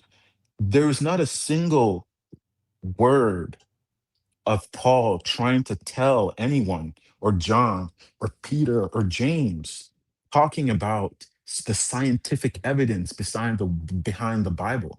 Now, if you want to argue about the okay, maybe the letters were messed up, or lost in translation, okay, maybe then we can talk about the historical facts.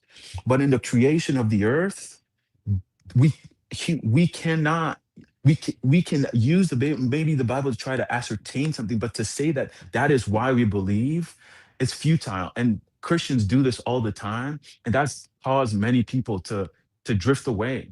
I agree. And Actually, I think you got some really good points. So if I'm hearing correctly, and correct me if I'm wrong. So basically, what you're saying is, you can't take like the Bible that was written like 2,000 years ago, or a little longer, right? Like if you go back yeah, to the Old Testament, like 3,000 years, whatever. yeah, You can't take that book that was being written to people way before like any sort of like concept of like, galaxies, and yeah.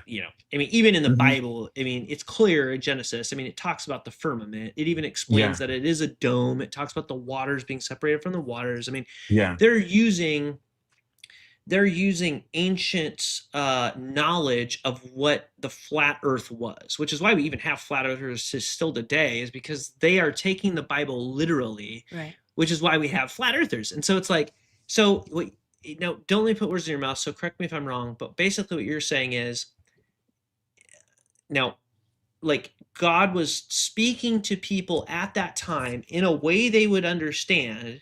Now it would be cool if he was like, by the way, just in case you're reading this 3,000 years from now, we're not the center of the solar system, and the sun is, and it's actually a star. Wink, wink. You'll catch this in 3,000 years prophecy. You know what I'm saying? Like that'd be yeah, cool. Like, yeah,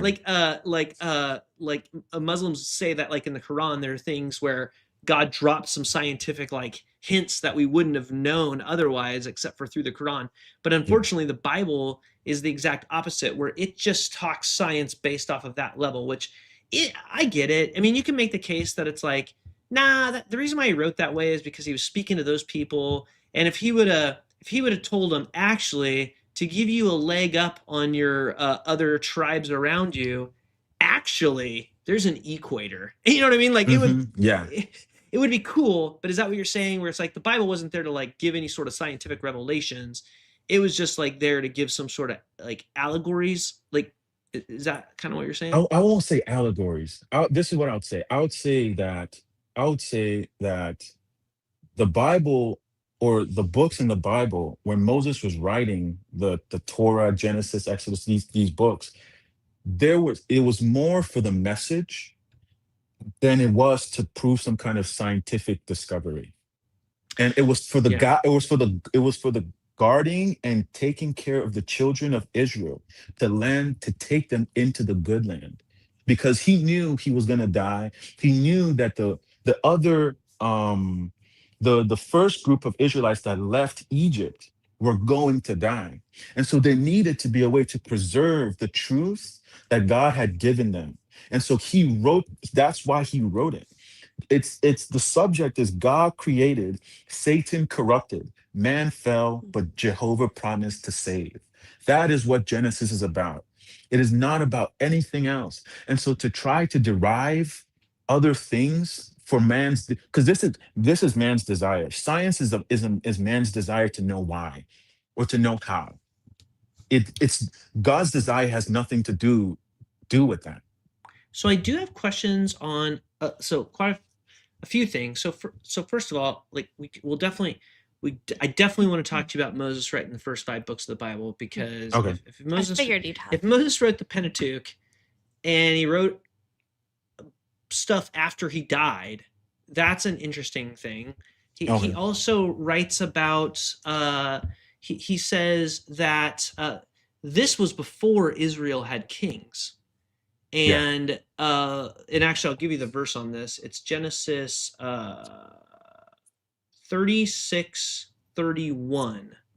Yeah. Genesis 36:31, it says, "These are the kings who reigned in the land of Edom before." Actually, let's just pull this up, because this is just such an Don't remove him. Oh, sorry, wrong button. Okay, hold on. Sorry about that. There's a couple things, and I don't want to get hung up on this, because Yeah. I do want to get to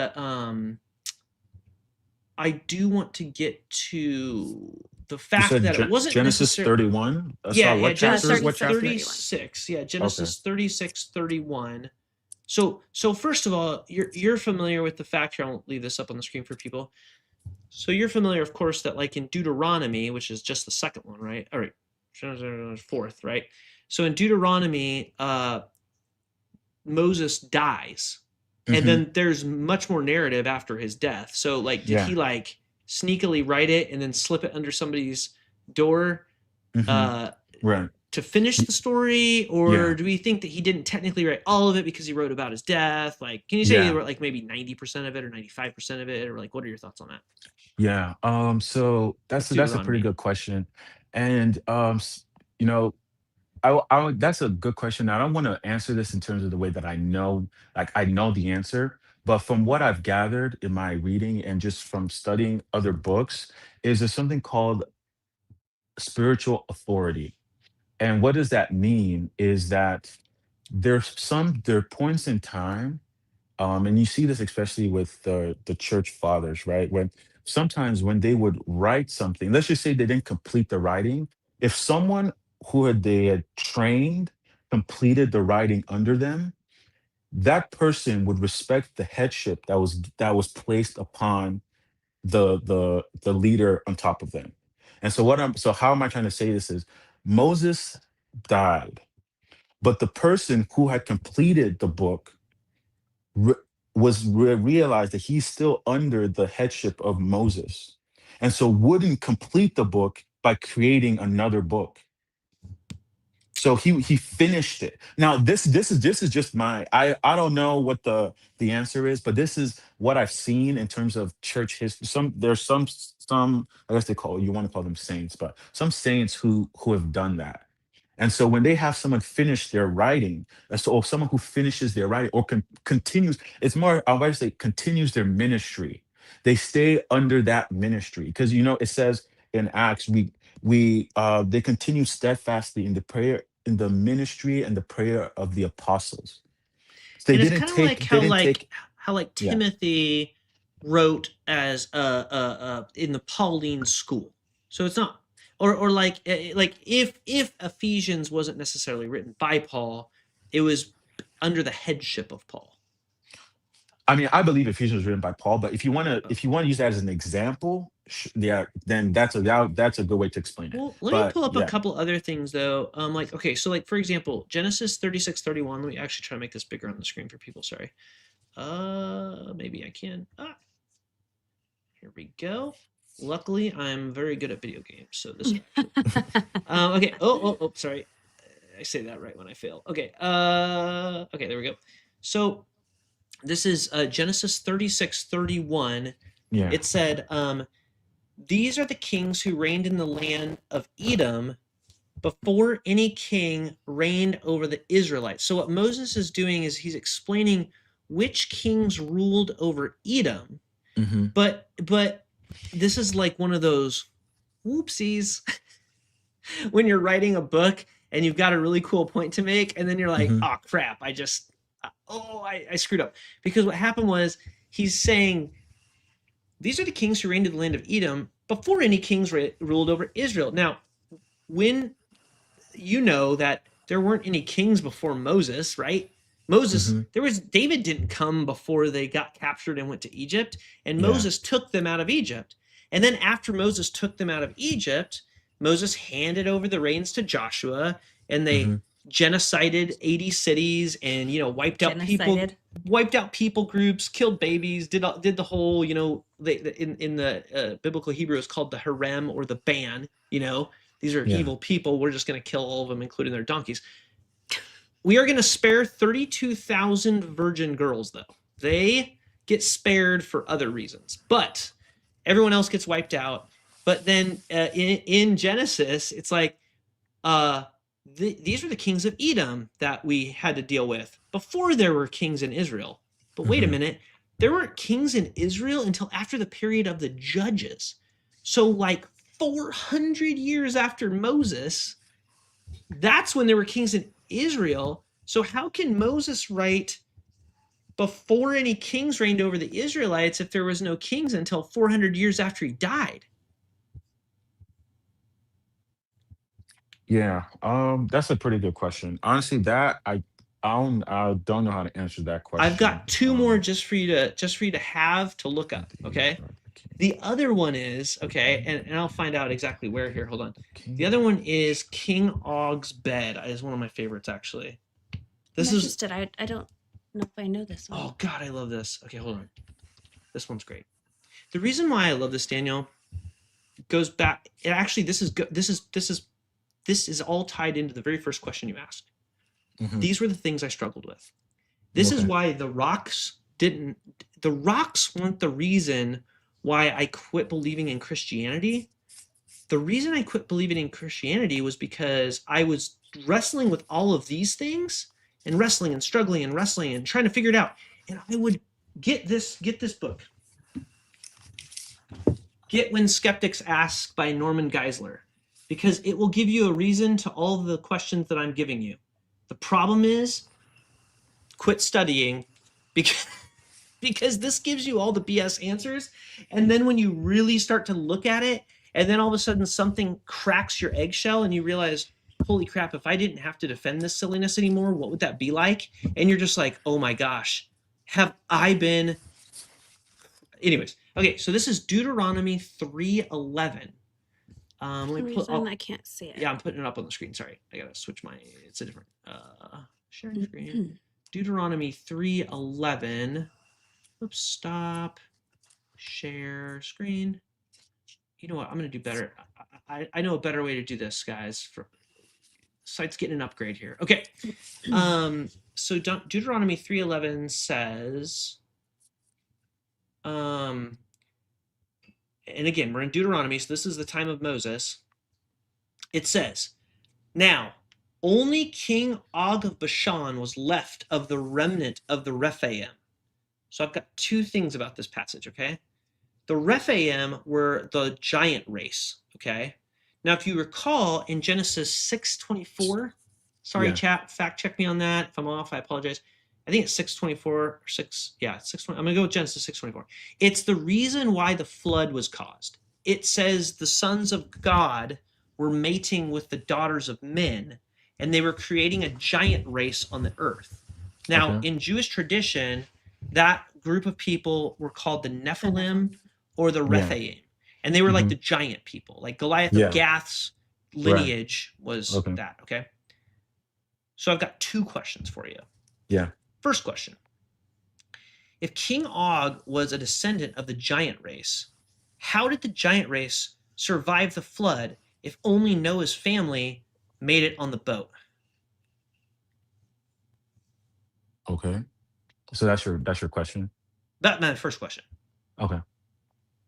Okay. Like, how did Um. okay? I mean, let's not jump to the second question. The first Yeah. question, Okay. just so you know, the second question is completely unrelated. This is not a trap. I'll Yeah. tell people that are respectful like you if I'm walking someone down a path. The second thing's Okay. totally unrelated, but the first question Okay. is, if God wiped out the earth because of the race of the giants and all of the earth, including the babies, being wicked, Mhm. like, how did King Og's lineage survive if it was of the race of the giants, unless one of Noah's kids also had like son of God giant, Jeans? Genes.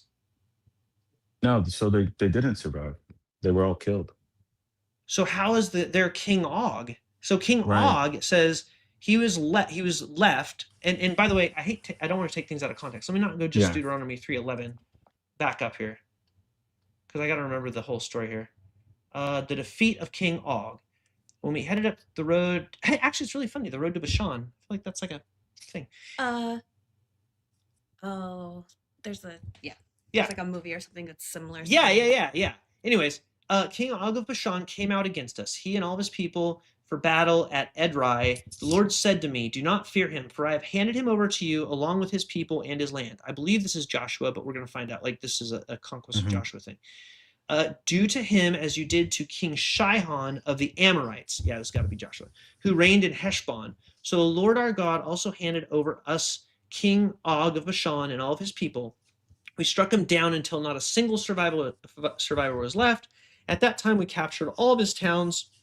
There was no citadel that we did not take from them. 60 towns, the whole region of Argob, the king of Og in Bashan. All these were fortress towns with high walls. Don't look up the archaeology on this. Double gates, bars, besides a great many villages. And we utterly destroyed them as we had done to the king Shihon of Heshbon. In each city, we utterly destroyed the men, the women. We destroyed them, stupid children. But all the livestock and the plunder of the towns we kept as spoils for ourselves. So at that time, we took from the two kings of the Amorites the land beyond the Jordan, blah, blah, blah. Okay, we were killing all these people, all the towns of the tableland, blah, blah, blah. Now it said, as far as Saleka and Edrei, towns of Og's kingdom in Bashan. Now it said, now only King Og of Bashan was left of the remnant of the Rephaim, the giants. And we also know that Goliath of Gath and his brothers were remnants of the Nephilim and the Rephaim. Right. How did the Nephilim and the Rephaim survive the flood? And there's a Talmudic answer to this, and I will give you the Talmudic answer if you just say, you know what, I'm not sure, but what does the Talmud say? Which is, of course, like the Jewish rabbinical like apologetic. It's the Jewish version of this. I can tell you what the Jewish apologetic.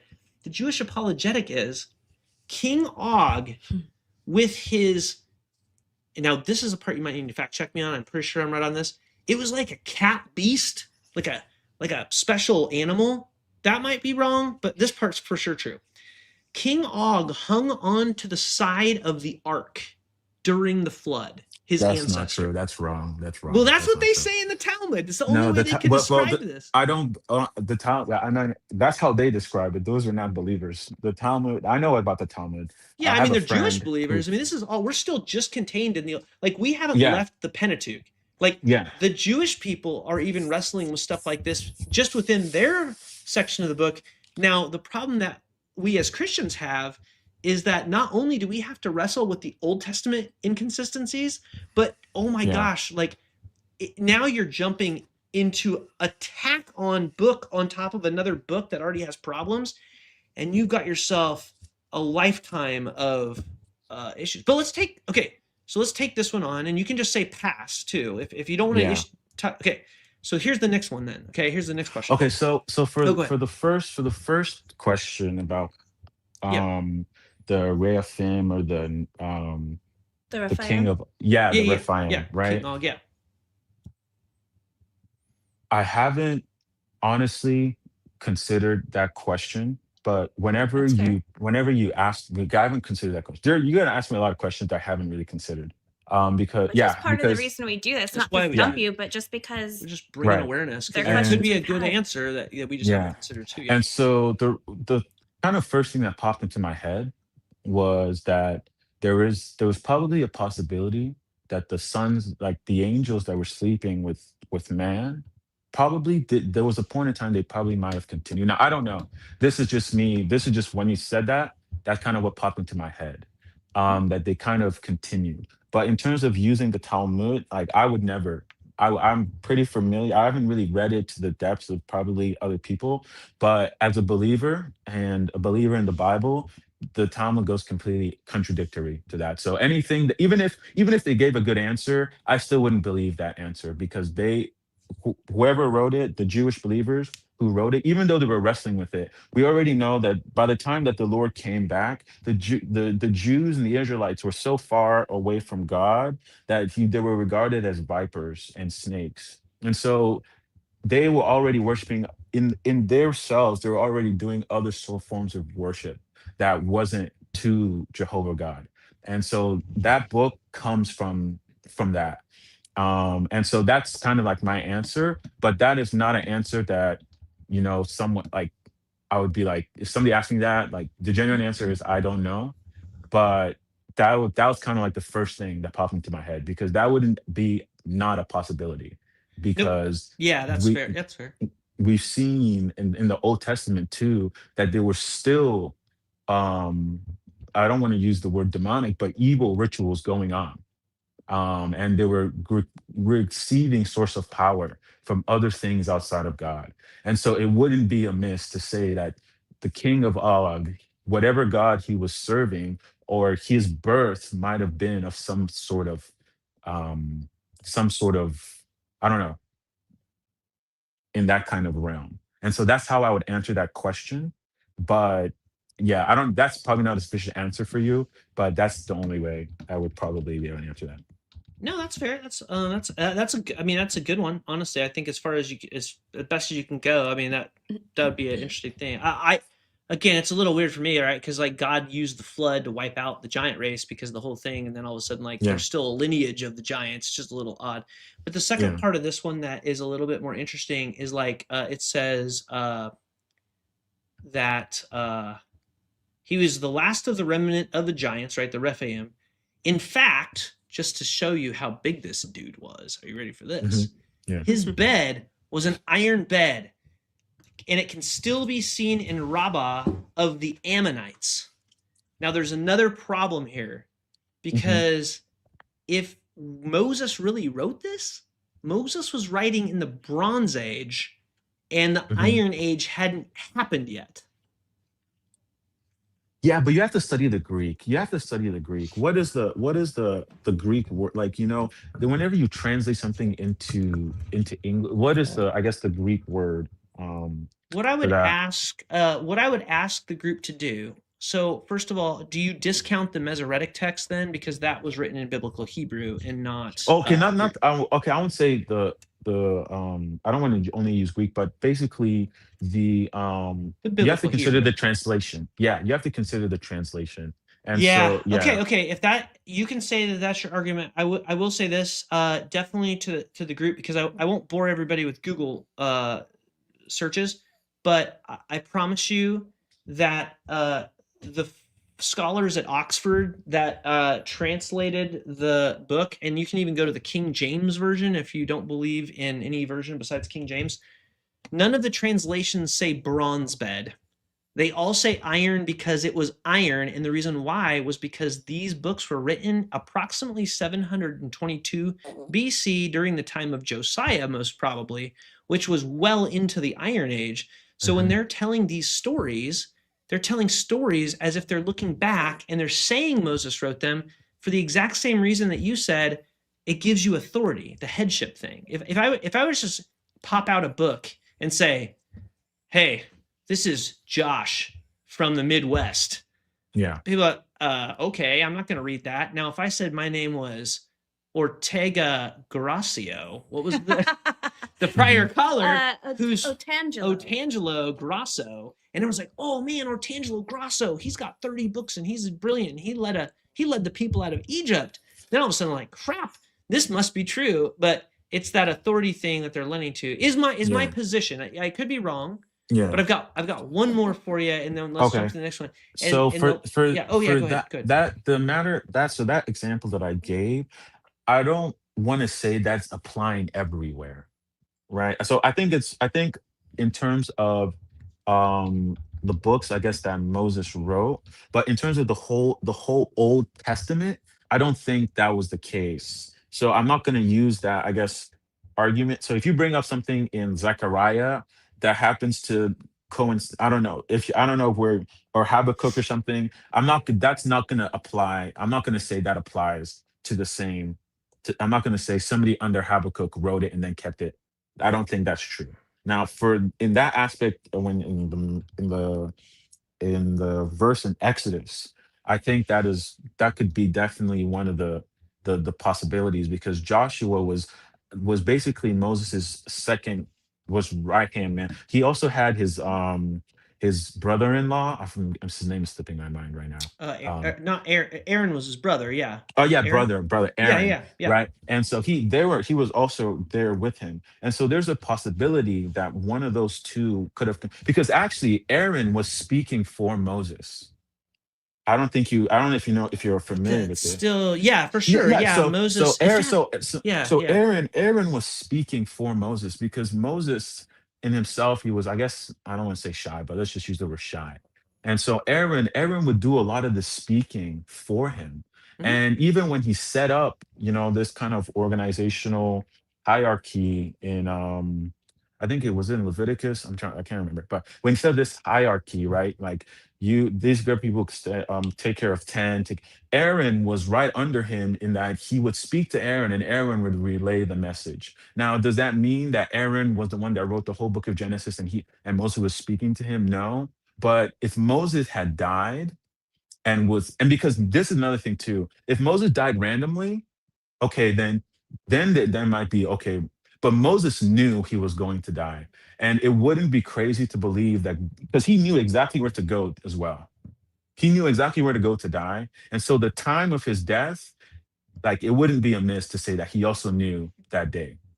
And so on that day when he was going to leave, it wouldn't be crazy to say that Aaron, it's time for you to you can complete um complete what's left.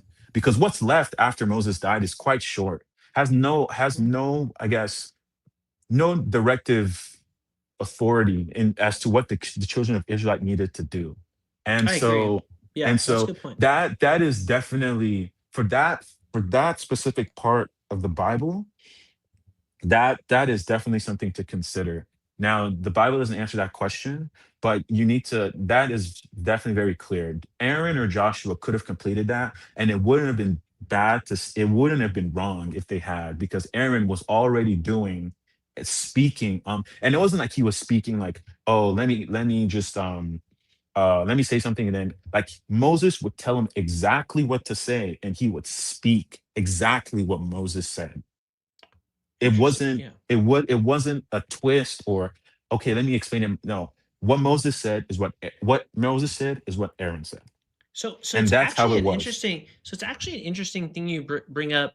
A little bit of side note, and then I definitely want to bring up the next point. Is when I was reading Josephus. So I don't know if you caught the very beginning of the chat. I've been in the just going through the Antiquities of the Jews by Josephus.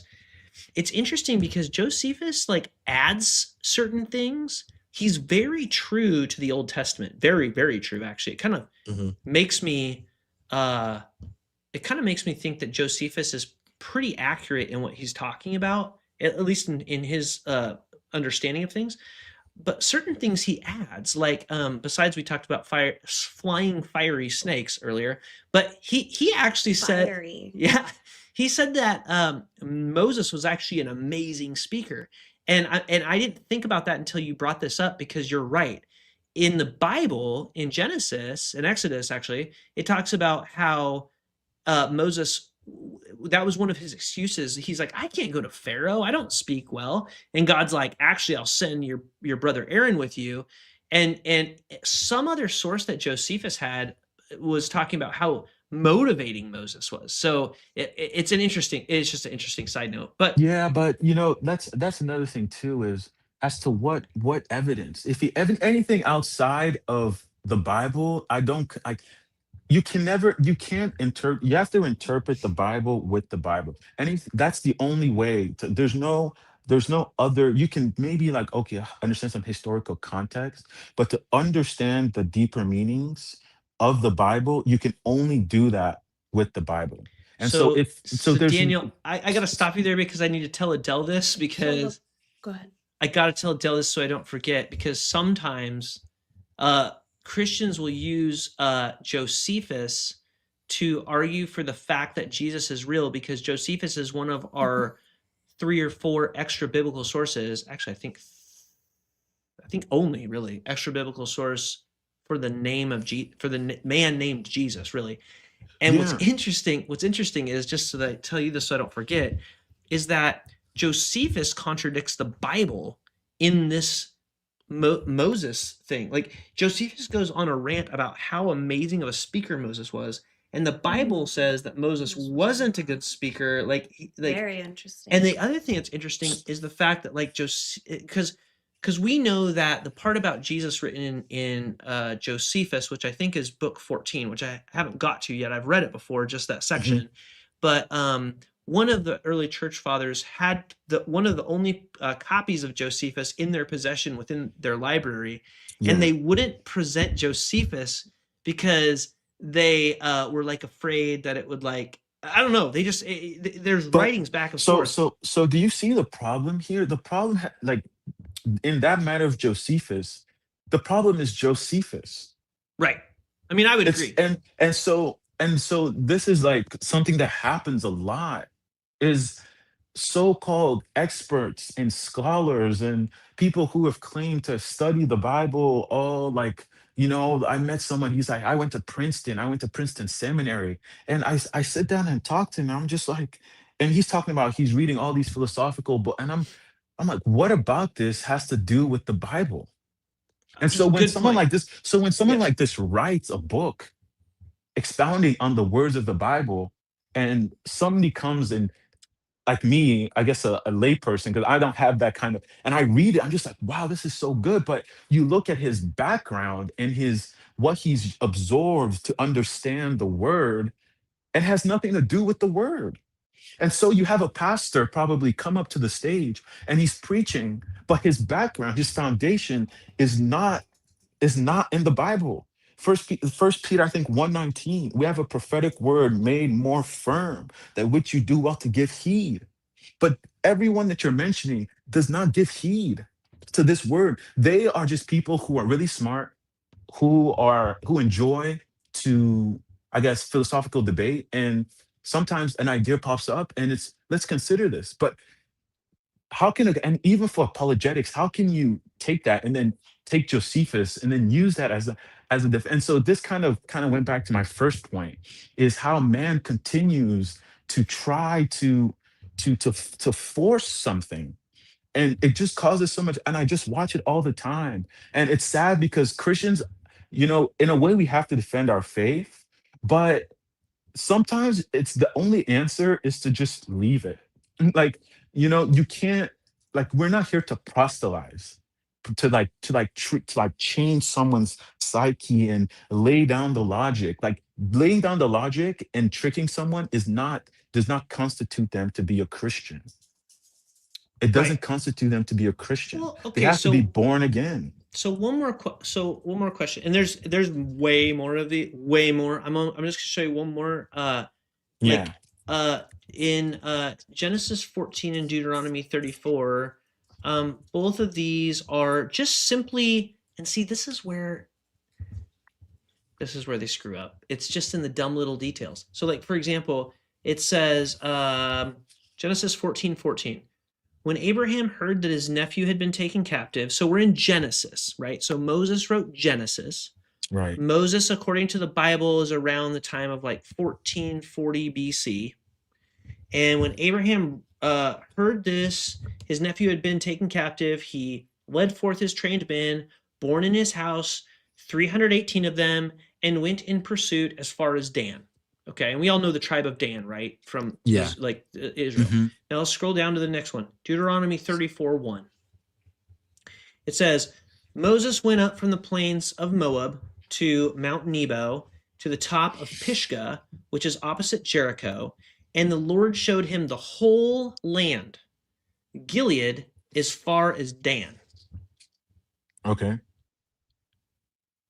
The tribe of Dan wasn't established until way after Moses. So how does Moses write about Dan to the Israelites in 1440 BC when Mm. Dan was like David Solomon era past. How did he do that? And wouldn't the people have been like, "Oh wow, that's a really cool book, buddy. What's Dan? What are you who's Dan? Who's Dan? Dan?" It's like, "Oh, it's that tribe we're going to have up there when we make a kingdom. Oh, that kingdom that we're going to have." You know what I'm saying? Hmm. It's like, "What?" Yeah. Yeah. That's in two Um. of the Pentateuch books. What? Sorry, I lost track of the It's chapter. Deuteronomy, and Genesis. Okay, but So which that's one are why you reading from right Josiah's now? people wrote this. It's Deuteronomy Deuteronomy 34. 34:1, Okay. Deuteronomy, the first verse of Deuteronomy 34, and then it's Genesis 14:14, I believe. Yeah, Deuteronomy 34. 4:1 and Genesis 14:14. How did and if Moses was writing this to his people at his time, it'd be like me saying, like, if I'm in like 1400s Great Britain and I say it was as far into the United States as Nebraska and Texas, and they're Mm. like, "What are you talking? Who's Nebraska and who's Texas?" Yeah. Yeah. Yeah. I know. Like I couldn't. That's a good. I can write that down, and I could probably, Yeah, but you I should don't know you the yeah. answer. Yeah. The actual, as you dive into this, what you'll find is like the Christian theological. So you don't have to go outside of Christianity for this. They Yeah. just acknowledge that Moses didn't write the first 5 books of the Bible. That's all it is. Now continue down the path though, because what you're doing is what you're already going way far and above and beyond what most Christians do, because one, you're Yeah. reading the text and you're actually like engaging with interesting conversations. And what you'll find is like people that go to seminary get presented with this stuff and then they have to be like, "Oh, that stuff that I was told in Sunday school."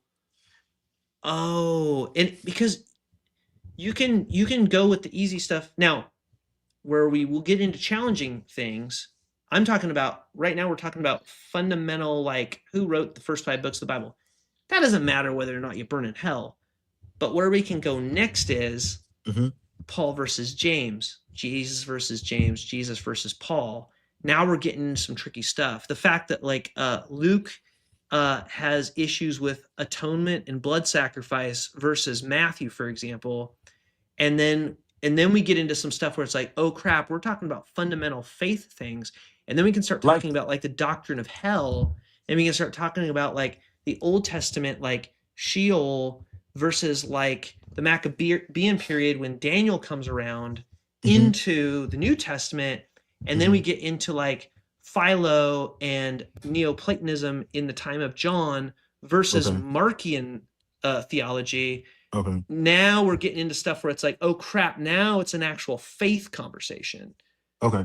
Yeah. It's crazy stuff. Yeah. So actually, this is actually more of what I think I would be able to answer, and the reason why is because one of the things that I appreciate about the Bible is that I mentioned this before, there's one central line in the Bible. And they talk about Paul, is it you said Paul versus James, and then you say Jesus versus, did you say Paul? Yeah, I Or mean, you Jesus? can Paul, take your sure. pick. Okay. I mean, you Yeah. actually can we do Paul versus Paul first? Paul Because versus, it's just sure. funny. It's just funny Yeah. actually. Okay, let's do Paul versus Paul. Okay. We're gonna stick to one book and one book only. I know it's in Okay. Romans, but let me just go, if I'm remembering the verses here. Hold on. I also don't have a photographic memory, so I've got to look here. It's It would be nice, Paul right? versus. I know, Right? wouldn't it? Seriously. Let's see. I think let's go. It might be here. Hold on. Yeah, it's Romans 2:6 versus Romans 3:28. Because this is the part that's crazy to me, where like you know where, do you know where I'm going when I go into like if I was to say like Paul versus James, like Yeah, works or yeah. yeah, I am. right. Okay. Okay. So here's the thing, like we'll just skip past the James versus Paul and go straight to Paul versus Paul, because listen to Okay. this. Yeah. I love Paul, man. Mhm. Romans 2:6-7. He will repay according to each one's deeds to Right. those who by patiently doing good seek for the glory and honor and immortality. He Mhm. will give eternal life. Right. Okay, so he will repay according to each one's deeds to those who by patiently doing good seek for glory and honor and immortality. He will give eternal life. Okay. Mhm. And then in Romans 3:28, he says, "For we hold that a person is justified by faith apart from works or Right. deeds prescribed by the law."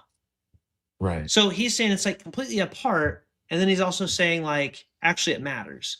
But Yeah. you know the whole thing. We could have spent a long time going between like James and Paul. And what's interesting to me, especially if you want to like really start diving into this, is look up the Didache.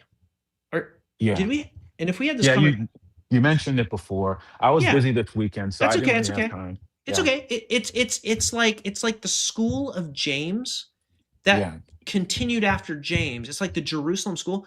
The problem with the Jerusalem school, who held to works, and they were much more like Jewish based, right? They they Yeah. they, they were much more like the Mosaic law. Right. The problem with the reason why they didn't win is because Mhm. they got wiped out in 70 CE Right. when Titus, not the Titus of the Bible, but Vespasian, the future Caesar, his Right. son took out the temple and Yeah. just massacred Jerusalem. That's when the school of the Jamesian school, the Peter school, and kind of got crushed a little bit. And Yeah. then it was all Pauline from that point forward. Well, Right. that and they didn't have to cut penises in Paul's school, Mhm. Yeah. which Yeah. was I love how also you say it like that. I love hate that you always say it like that. Mhm. I Yeah. mean, you could just use the So word. so But which I guess I can start with I guess you want to call it Paul versus Paul. And so are you familiar with the term full salvation? God's full. full salvation. Yes. Not really. Okay. And so this is I guess something that I don't want to say it's a gem hidden in Romans, but something that I really appreciate in Romans is when Paul is talking about justification by, so there's two sides. There's judicial redemption and organic salvation. And so, right, when Jesus Christ died for our sins, we were saved. And that was not of our works. The wrath of God was satisfied. Not by works That's of righteousness, which we have done, but not by according to works, his nothing. mercy, he Exactly. saved us by the Right. washing of regeneration and renewing of the Holy Ghost. Exactly. And 626, so right? I think. so now I want to take you to go to Romans 5:10. 5:10. Okay. Right. Okay. Oops, I'll jump there. Whoops, and I'll share it here. Romans 5:10. Mm. Boom. Oops. Okay, Romans. Or should I go to Romans 5? I guess this will jump around a little bit, but Romans That's okay. 5:10. That's cool. Yeah. Yeah. Okay, here we go.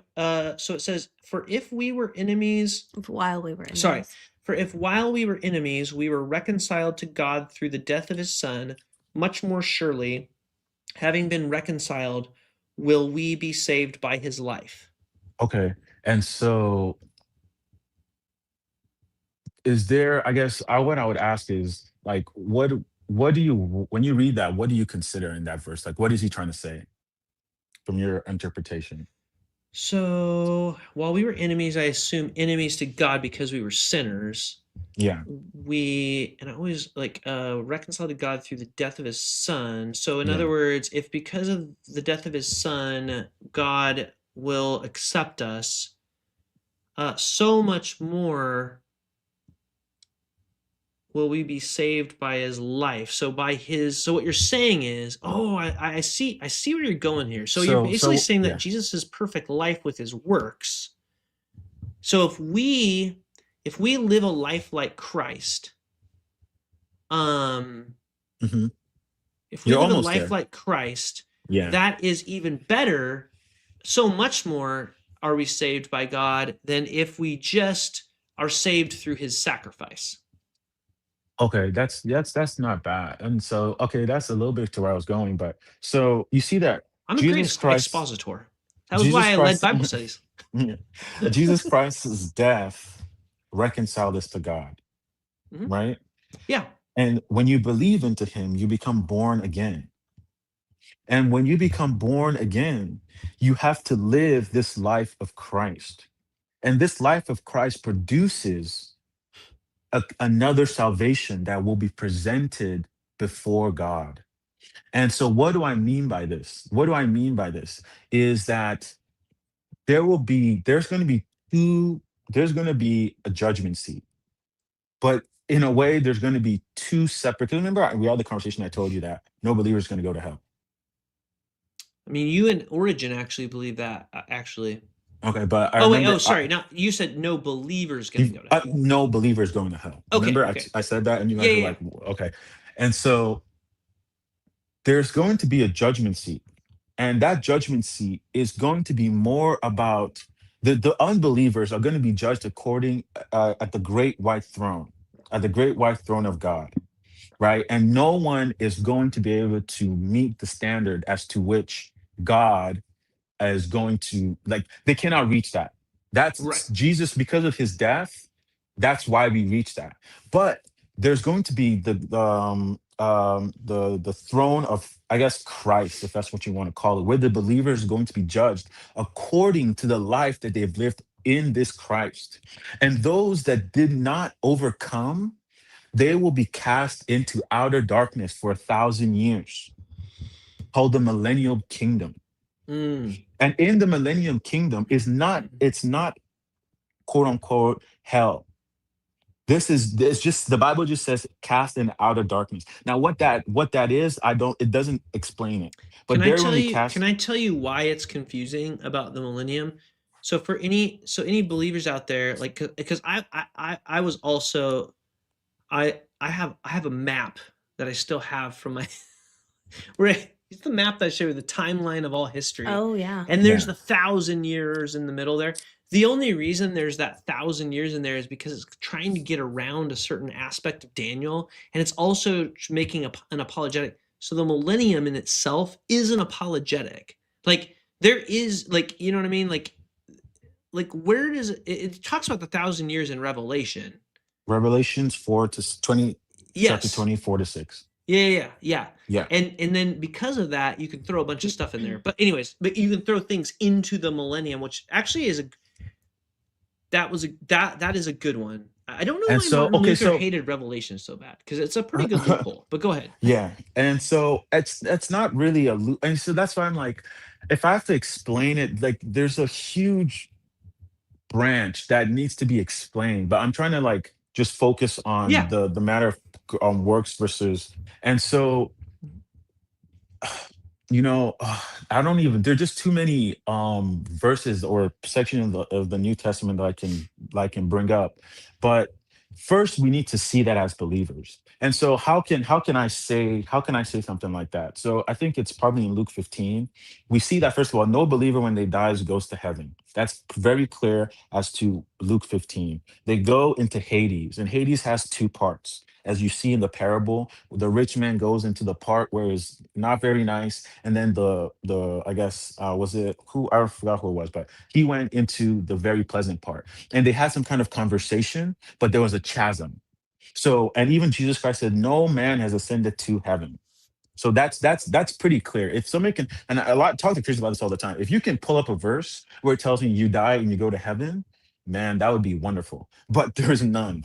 But in every church you go to, they always talk about it. The Catholics always talk about it. But you show me a verse that shows this, and then we can have a conversation. And whenever I talk to Christians, even unbelievers, that's the first thing they say. So who's going to heaven, who's not? And I'm like, well, unbelievers are not gonna go to hell.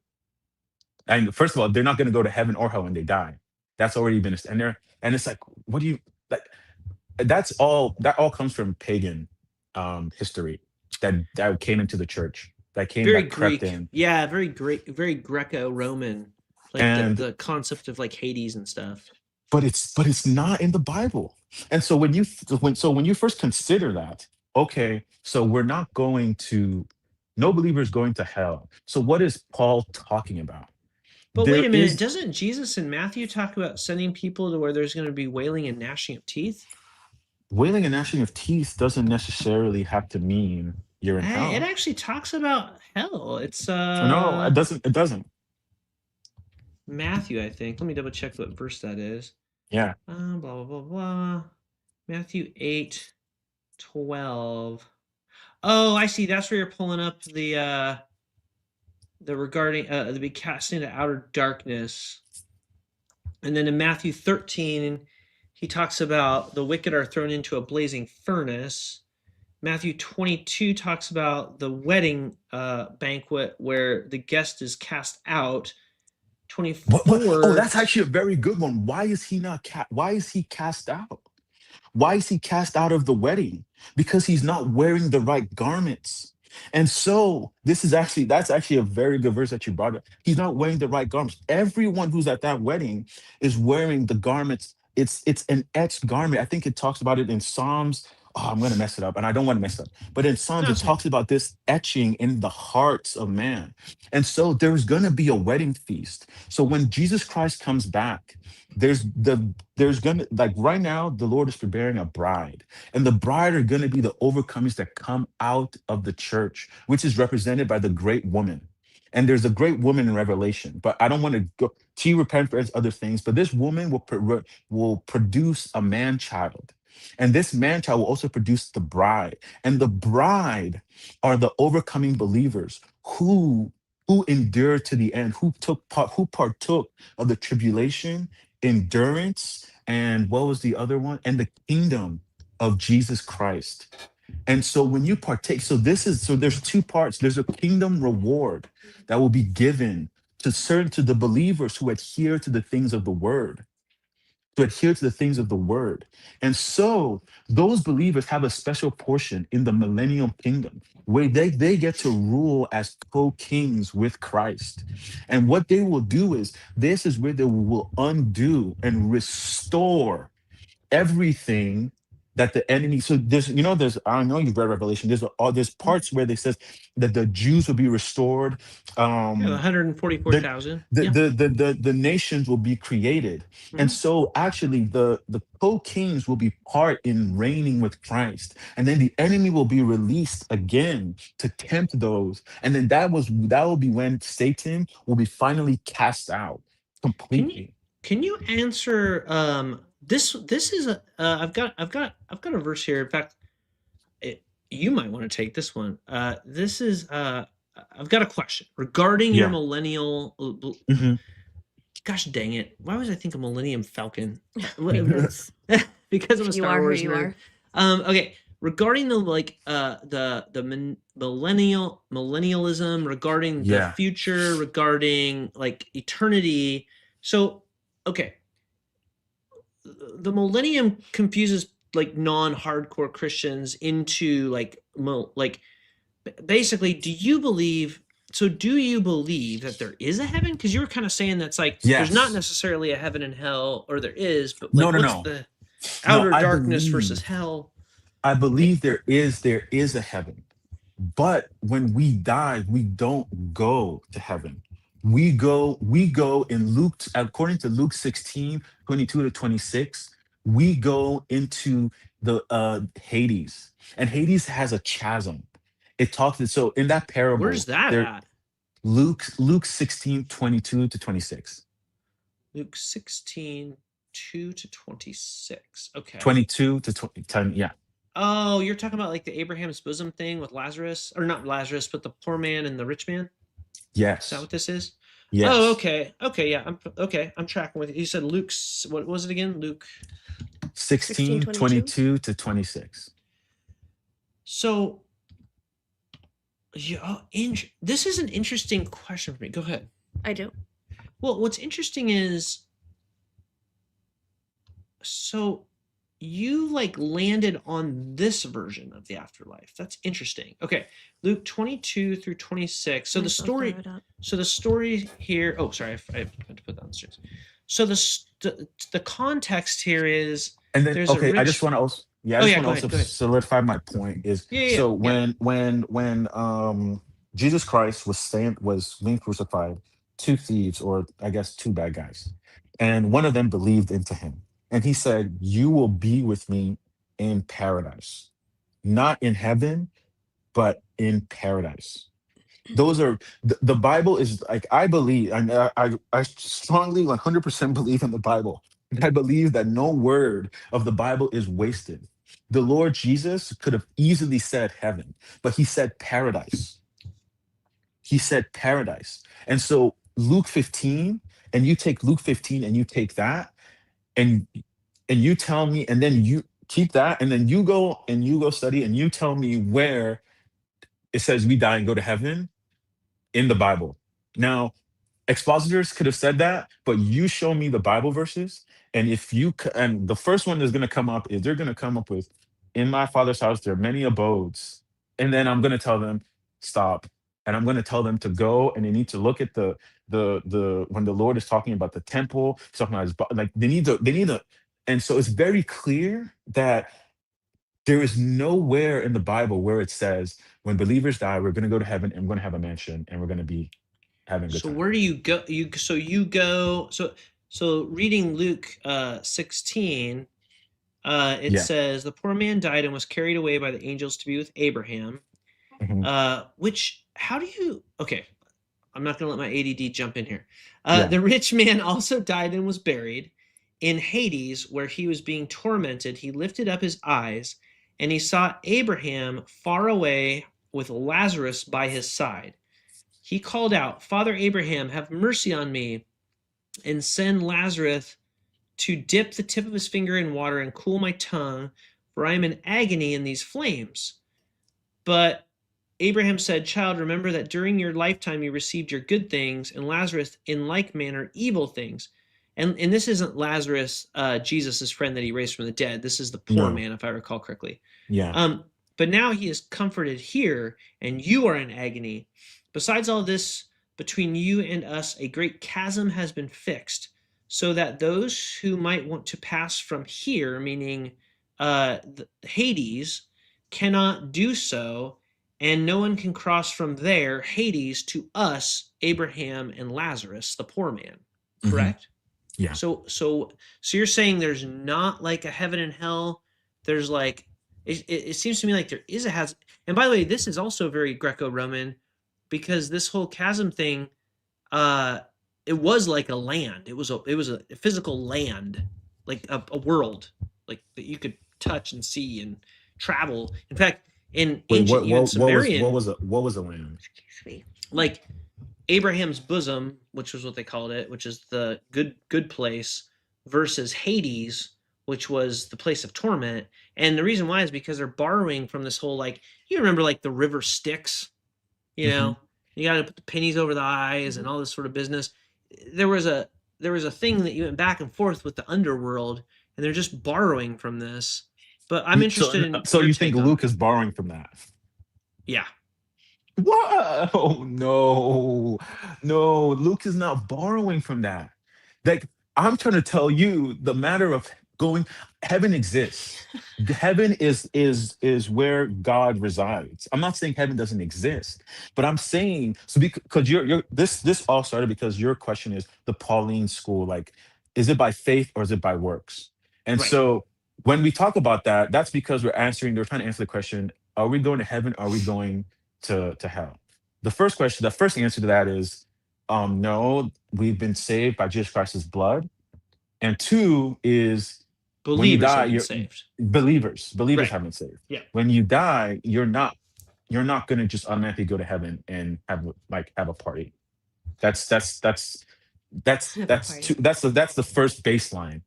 That's the first baseline. And then after that, it's like, okay, so then what? Then okay, so then what? So what's the purpose? And when we go all the way to Revelation, it's like Yeah, there's no part, everything, and at the end of Revelation, the New Jerusalem is coming to the earth, and God dwells on the earth. Actually, at the end, instead of going up, it's coming down. Something comes out of heaven to reside on earth for eternity. And so, where this teaching came from, if you actually look into it, you'll be like, okay, that's some false teaching. And that's why I tell you, that's why, like, when I tell you, like, when you listen to pastors and you consider someone in seminary and they tell you, like, oh, I'm I studied all, and they're talking about they were reading like Greek, Hindu, like they're reading all these different, and I'm just like, and you want, like, how else would someone be able to interpret the Bible if they're consuming everything else but the actual Bible itself? Like, and Right. so these things crept into the church and began to cause damages. And when you follow a little bit of church history, and I'm not an expert on church history, so I just want to just make a disclaimer. But when, from a high level, when you I love follow church history, but I church, promise not church, to nerd out. yeah, Go church ahead. history, yeah, and the little that I Until understand. just like, don't freaking get him started on church history. I am, I'm reading Josephus for fun right now. I am going to put a caveat on this. Yeah. I don't want to go 3 hours tonight Yeah, fair. Super as fair. a Okay, school yeah, night on a Right. long weekend. Sorry. yeah, I will. I checked the time. I I have a question and how this yeah. fits in, especially regarding your concept of heaven and hell. Hello, So Okay. unashamed. so if you yes, hello unashamed. Thank you for joining. Um let me pull up a verse. Boom and boom and But okay. I want you, like, Oh yeah, if I go could, ahead. Finish your because thought. I'm Finish your gonna thought. read the what you call it, dideca, Didache. Didache. the Didache. D I D I'm gonna A look C into H that. E. Yeah. But I would ask you guys Yeah. to actually look into this matter of, because Yeah. of have going to heaven and the hell, and according to the Bible, Do you search want to up know what I every think according to verse. the Bible is the truth? I mean, you don't think you I know you don't think the Bible's the truth, but in terms No, of, no, no, let's no, no, But no, just, no. but regarding this No, issue I according to the know Bible. oh, okay. because here's the thing, Daniel, here's the thing. When I was a Christian, I wouldn't say that it was confusing. Like what you're talking about right now was something that was of concern to me in terms of like, oh, people are like having differing opinions. I mean, there's so many different denominations. I mean, do you baptize as an infant? Do you baptize as an adult? Or age accountability. Does the wafer turn into skin, or is it just symbolic? Do you do this? Is heaven right when you die? Are you a pre-tribber, post-tribber, or mid-tribber? Are you? Hmm. I mean, there's all these things, and the reason why there's this many things is because it doesn't agree with itself. I'm going to show something on the screen. Just bear with me here. If you don't mind, Jeremiah 13:17 through 18. Okay? Now, I encourage everyone to always read the entire chapter, and hopefully if this channel does nothing, it encourages people to read the Bible. Jeremiah 13:17 through 18 says, whoops, Have a good night to Elise. Oh, good night, Elise. We love you. It says, so this is when Jeremiah is prophesying and talking about the end times. So believe it or not, in the Bible, despite what the 351 prophecies of Jesus would have you believe, there are certain actual messianic and also end times prophecies in the Old Testament that talks about what's actually going to happen at the end of actual time.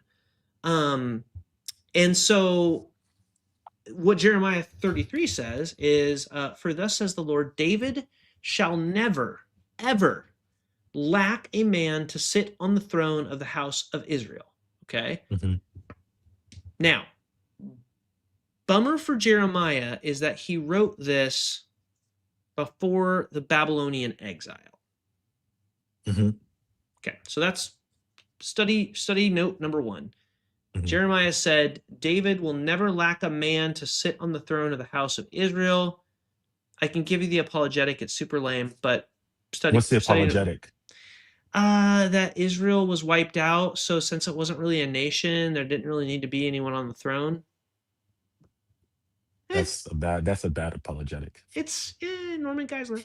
Okay, and then it says, and the Levitical priests shall never lack a man in my presence to offer burnt offerings, to make grain offerings, and to make sacrifices for all time. Wow, that sounds amazing, doesn't it? Have you ever For all read the time. book of Hebrews? You mean this one? Hebrews. Now, if perfection had been attainable through the Levitical priesthood, for the people perceive the law under this priesthood, what further need would there have been to speak of another priest arising according to the order of Melchizedek, rather than one according to the order of Aaron? For when there is a change in the priesthood, there is necessarily a change in the law as well. Okay. And it goes further to say, there is, on the one hand, the abrogation of an earlier commandment because it was weak.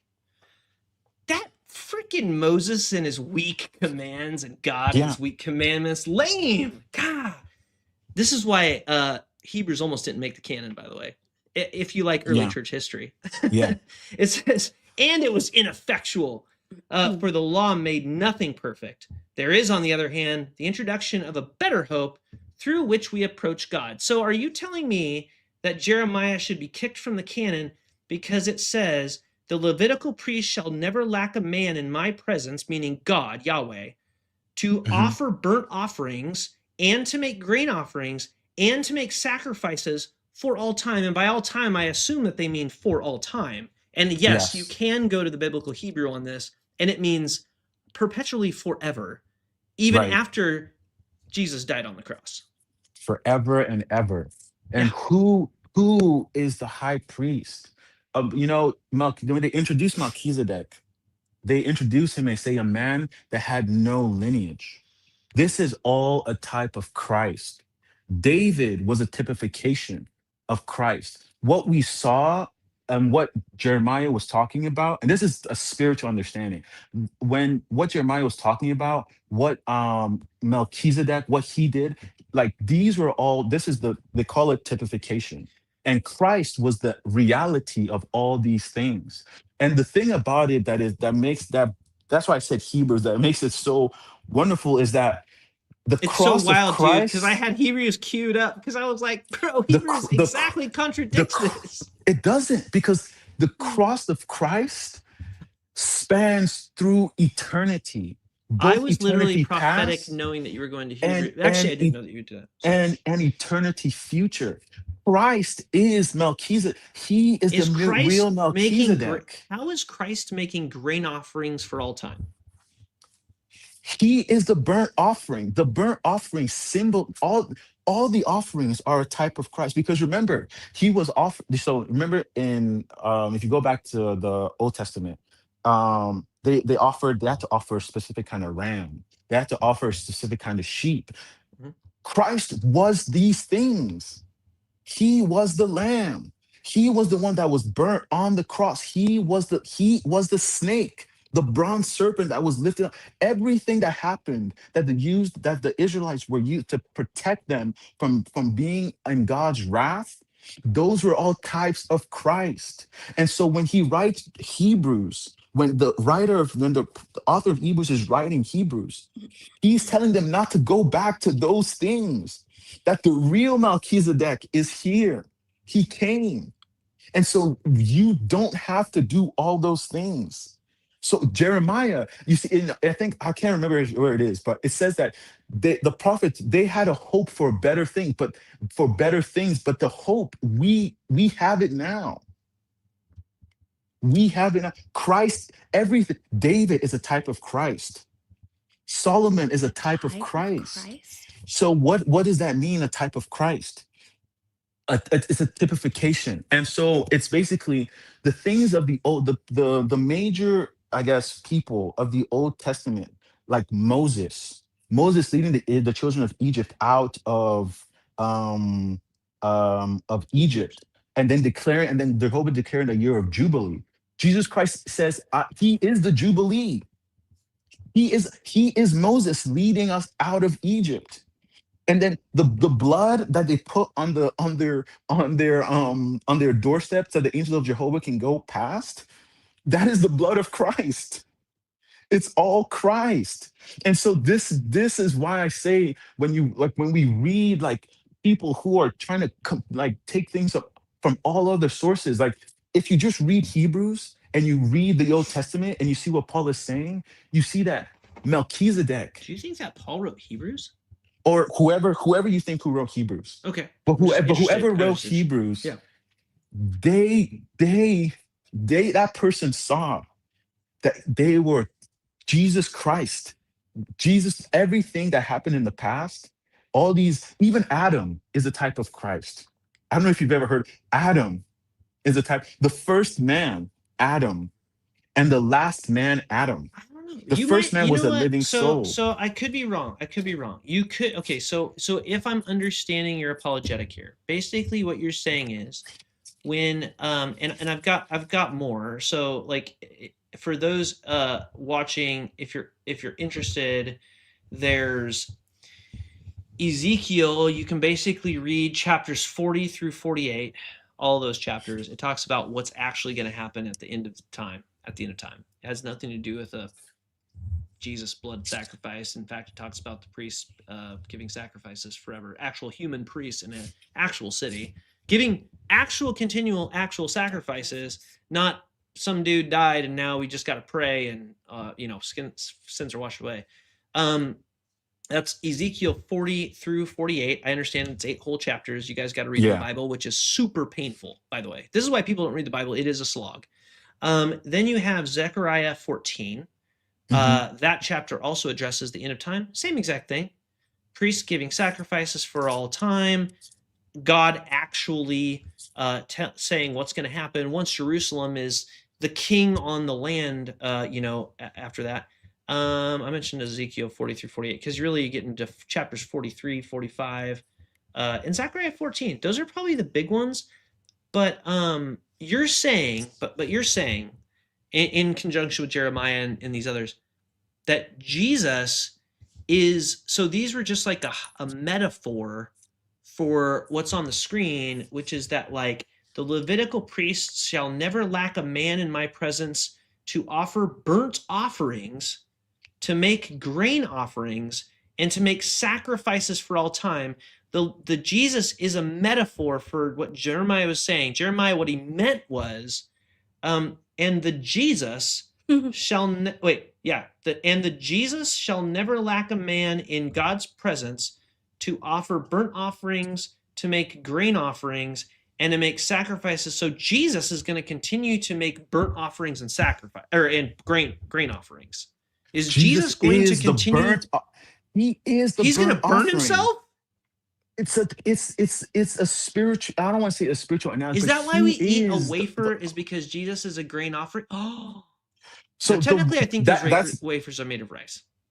They are made of rice, but that's going to cause ours a lot were of crackers in the Protestant denomination. Yeah, ours were crackers. They were grain, and every time I had a Jesus communion, I was having a grain offering because Jesus is the Levitical priest making a grain offering. Is that what you're saying? But what about burnt offerings? Well, you know what? He's maybe all the crackers the were burnt. offerings. Christ is all the offerings. He's the offerings of whenever. So this is why it's like, whenever you come to God, right? And if you look at every single offering, so we take everything out of the book that's supposed to be an offering, and we just say, "But Jesus." It's like Jesus of the gaps. It's the Jesus of the offering gap. It's not the offering gaps, because what were those offerings for? They had purposes. Of sins, I think. Forgiveness of sins. Yeah. For peace before. They have very specific. And who is the one that satisfies all those things? Well, if you're a Jew, not Jesus. But if you're a Christian, it's Jesus Christ. And this is the point in every book. The Old Testament, those were all typification. The reality of everything that the Old Testament is talking about So where in the is Bible does it say this offering actually means Jesus?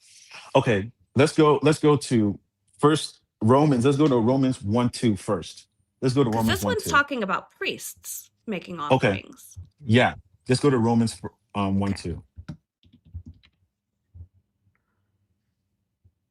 Okay. It says which What he does that say? promised. It says which he promised beforehand through his prophets in the Holy Scriptures. Okay. And then continue. Oh crap! Hold on. Let me just go Romans 1. Then it won't cut you off. Yeah.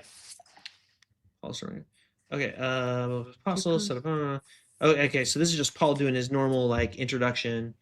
By the way, big W on Romans. That was his big like treaty. Right. Paul wrote. This is Paul's best work. If you don't believe Ephesians was written by Paul, sorry. The gospel concerning his son, who is descended from David according to the flesh, and was declared to be Son of God with power according to the Spirit. Oh wait. Oh, sorry. You skipped over that. You skipped over it.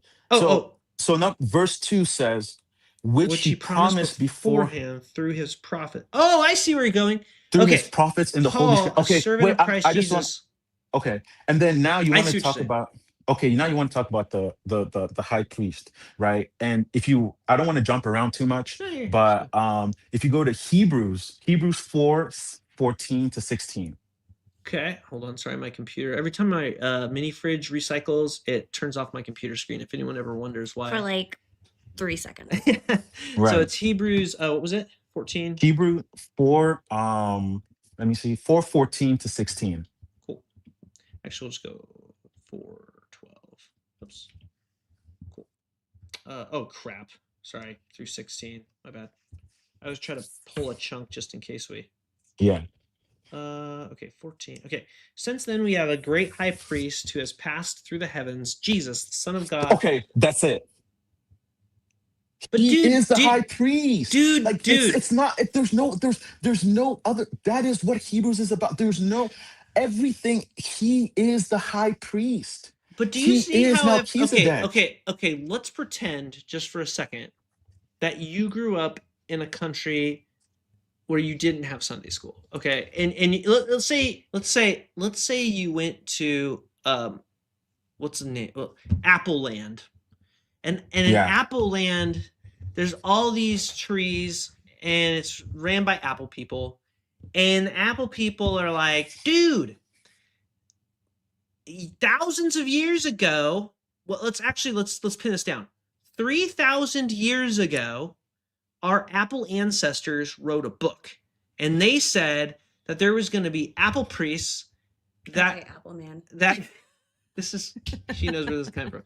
There are Apple priests that make Apple sacrifices of grass. We burn grass, and that is our sacrifice for all of time. Is what our Apple prophet said. Yeah. Now, 1,000 years later, actually, it's only like 400 years later, another Apple prophet says, actually, I know of a super apple that is actually the sacrifice for all apples, and he became the burned grass for all of us. And you're like walking into this land and you're like, but wait a minute, dude. What if that other apple that said that there was a super apple was just taking the story of the older apple and just applying it to them, because they're not actually burning, and they're like, wait a minute, how long ago was this written, and do you have phone footage? Well, there's no phone footage. It was written 2,000 years ago, dummy. We gotta believe it because it's in the sacred book. And I'm like, what book are you talking about? The Apple book, dummy. And I'm like, well, wait a minute. Couldn't the person that wrote it 400 years later, which I'm thinking 400 years ago, that was before Thomas Edison. What 400 years ago is like, we didn't have the internet. We didn't have a lot of things 400 years ago. But you're telling me that the first Apple prophet wrote a thing, And then the second Apple prophet, 400 years later, wrote a thing saying the first Apple prophet really meant this. Why do I believe in either Apple prophet, especially the second one? Because he's just making stuff up that doesn't even. I've got to bend myself into like burned grass. Was the second Apple? You see how it's super confusing? If you're a person jumping onto the live stream and you're listening to Christians debate whether or not, like, Paul or the anonymous writer of Hebrews is right about an allegory that they're deriving from Jeremiah that the Jewish people themselves thinks is a complete bastardization and misappropriation of their holy scripture, you could see that this is like problematic, right? You can, and this goes back to my point. Like everything I say is 100% based on it's here, and I can continue to give you verse after verse because the apostles didn't have the New Testament. So when saints and believers were reading the Bible, they were reading the Old Testament. And so Paul was opening it. Peter was opening it to them, like this Jesus Christ, the reason, like just I don't think him being God and dying for your sins, that's just one piece of it. Like it's not that hard to say Jesus Christ died for your sins and now you're saved in one page. There's so much more in every single verse. I can give you another one. Hebrews 10:1. Go to Hebrews 10:1. Okay, I think I'm on. Let's make sure I got a few books up here. We were in. Oh, sorry. Let's pull up this one. Hebrews 10:1. Hebrews 10:1. But you see, you're gonna make the same argument, which is basically that the second Apple prophet was right. He wasn't wrong. They received the revelation of the things to come. Am I but they crazy? didn't. Okay, chat. And I'm sorry, chat. Am I crazy? And you can say yes, please. Tell me if I'm crazy. Am I like you? If you've got an old book and you're writing after the old book's authors have been dead for 400 years, you can make up whatever story you want. Right. If you're writing a narrative about a guy, let's say you write a story about Dusk frame. Yeah. That's true, Dusk frame. I am actually crazy because I'm doing this. At Dusk frame, he's only gotten one gay comment tonight. Oh, dang it. Come on, guys. I'm wearing a flower shirt for Pete's sakes. Okay. So if you wrote a book, okay, let's say you wrote a book and it had to do with a person that led, let's say your person led people out of captivity of another place or whatever. And then I came around 200 years later and you can't defend yourself. And I'm like, actually, what Daniel meant was this. It wasn't that there was going to be his priest forever. No, my new protagonist is his priest that he meant. And then you'd be like, not able to defend yourself. And you might have followers, let's call them the Jewish people, that are like, no, that's actually completely ridiculous. What are you talking about? He didn't actually fulfill a prophecy. Because I would argue that Jesus didn't fulfill a single prophecy. And if you agree to come back, this is a good place to wrap up. I will give you the last word. Lame. No. We do have our first work. Yeah, we do have our first work day tomorrow after long weekend. The last live stream we went until 1:30 in the morning, and I was a zombie in the office. but Daniel, you're excellent to talk with, and actually, I do see where you're going with this, and I encourage people to read Hebrews 10:1, which I'll read, so we give you the last word for Let's read it and then hand it back over. Yeah, since the law has only a shadow of the good things to come and not the true form of these realities, it can never, by the same sacrifices that are continually offered year after year, make perfect those who approach. So you're saying that the sacrificial system. Please, I just want to pause it. Just one more verse, please. Oh yeah, please, no, take it. We'll definitely give you the last word. You got it. I'll go. You got it. Romans 5:14. Okay, I got you. Romans, sometimes it takes a couple verses to. Yep. Romans 5:14, and this is where I'm trying to. I'll make my last point. You're good. 5:14. Yep. Yet death reigned from Adam to Moses, even over those who did not sin, like Hezekiah, in the Mhm. likeness of Adam, who is a pattern of the one who was to come. Okay. Yep. What is that? The first that word pattern, I don't like that word pattern. It's more of a Kind of a shadow, but replica. Yeah, like like the replica. next iteration. Let's say iteration. You were So, mentioning so before it that says Jesus is the next Adam, iteration. Yeah. Adam, who was a type of the one who was to come. Even Adam was he wasn't the one. That first man wasn't the one. He was just a type. The real one is Jesus. This is what Paul is saying. And there's something in when you read the Bible, it's called typology.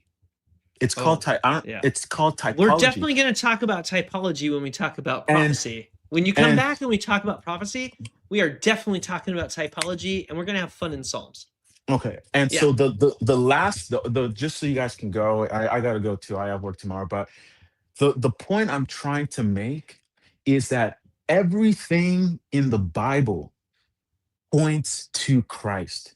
Everything is Christ, and Christ is, they're only describing a person. They're not describing how you should live your life. They're not describing how you should, there might be some doctrinal things, but the message is the manifestation. The Jews, everything they've done up until this point, it was to lead up to Christ. Thus Galatians, thus Philippians, thus Hebrews.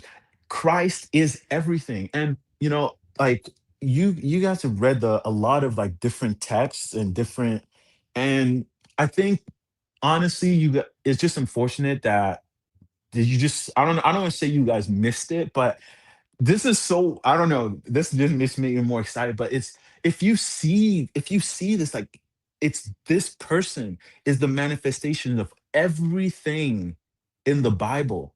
All the great Solomon, Samson, um uh I can't even think, Moses, like they were all shadows. They were all shadows of the real one who was going to lead them out of Egypt, the real one who was going to be their priest, the real one who was going to satisfy them, who was going to eat in the temple and build up the Solomon didn't, he built a fake temple. That temple is not the house of God. Those are buildings. And the Lord said, brick by brick, it will be destroyed. And the real temple was his body. He was the temple. You're going to, if you haven't read This the this Gospel of is it. Thomas, you'd The love Gospel the of Gospel Thomas of Thomas. is wrong. It's No, man, the Gospel apocrypha. of I've Thomas, that seen you it. I've said read. just what you said. No, it doesn't. It's apocrypha. It goes Okay, against the okay. Bible. Oh. Okay, that's fair. We won't go into Thomas now, but we But definitely want you to. I would say, I think, it says that they've been derided of their treasure. You guys were believers, and deep down, I still consider you guys brothers and sisters in Christ. Just derided of your treasure, the joy that is in Christ, Well, because of once you're the saved, you wrong can't be teachings. snatched away. So You can't. technically, You are. You technically, I'll are. be seeing you in heaven, buddy. Well, not in We'll be heaven, in rocking. the New Jerusalem. Yeah, in the New Jerusalem. In So the New that's the cool. Jerusalem. That's why when we talk to Christians, we always try to leave it like on a positive note, because we're all going to be hanging out together in eternity. So we might as well like not be awkward during Yeah. now. So Yeah. but Yeah. but Daniel, seriously though, Thank you for coming back. we Please really appreciate it. come back another Mhm. time. We'd Yeah. love to dig back in. I We were going to start with what, definite- prophecies? I would love to talk. I like to try to prophecies. repeat it at least one more time so I can remember the name and kind of where we stopped. Yeah, remind me. Actually, it'll be easy to associate Daniel Daniel. with prophecies, because Okay. Josephus even writes the whole freaking reason that there's all these uprisings in the early, Jerusalem and Roman times was because of freaking the book of Daniel. Which, by the way, if you haven't done like a deep dive into Daniel in terms of the actual critical scholarship of how the book was composed over two different periods, I encourage that as well. Okay. Right on.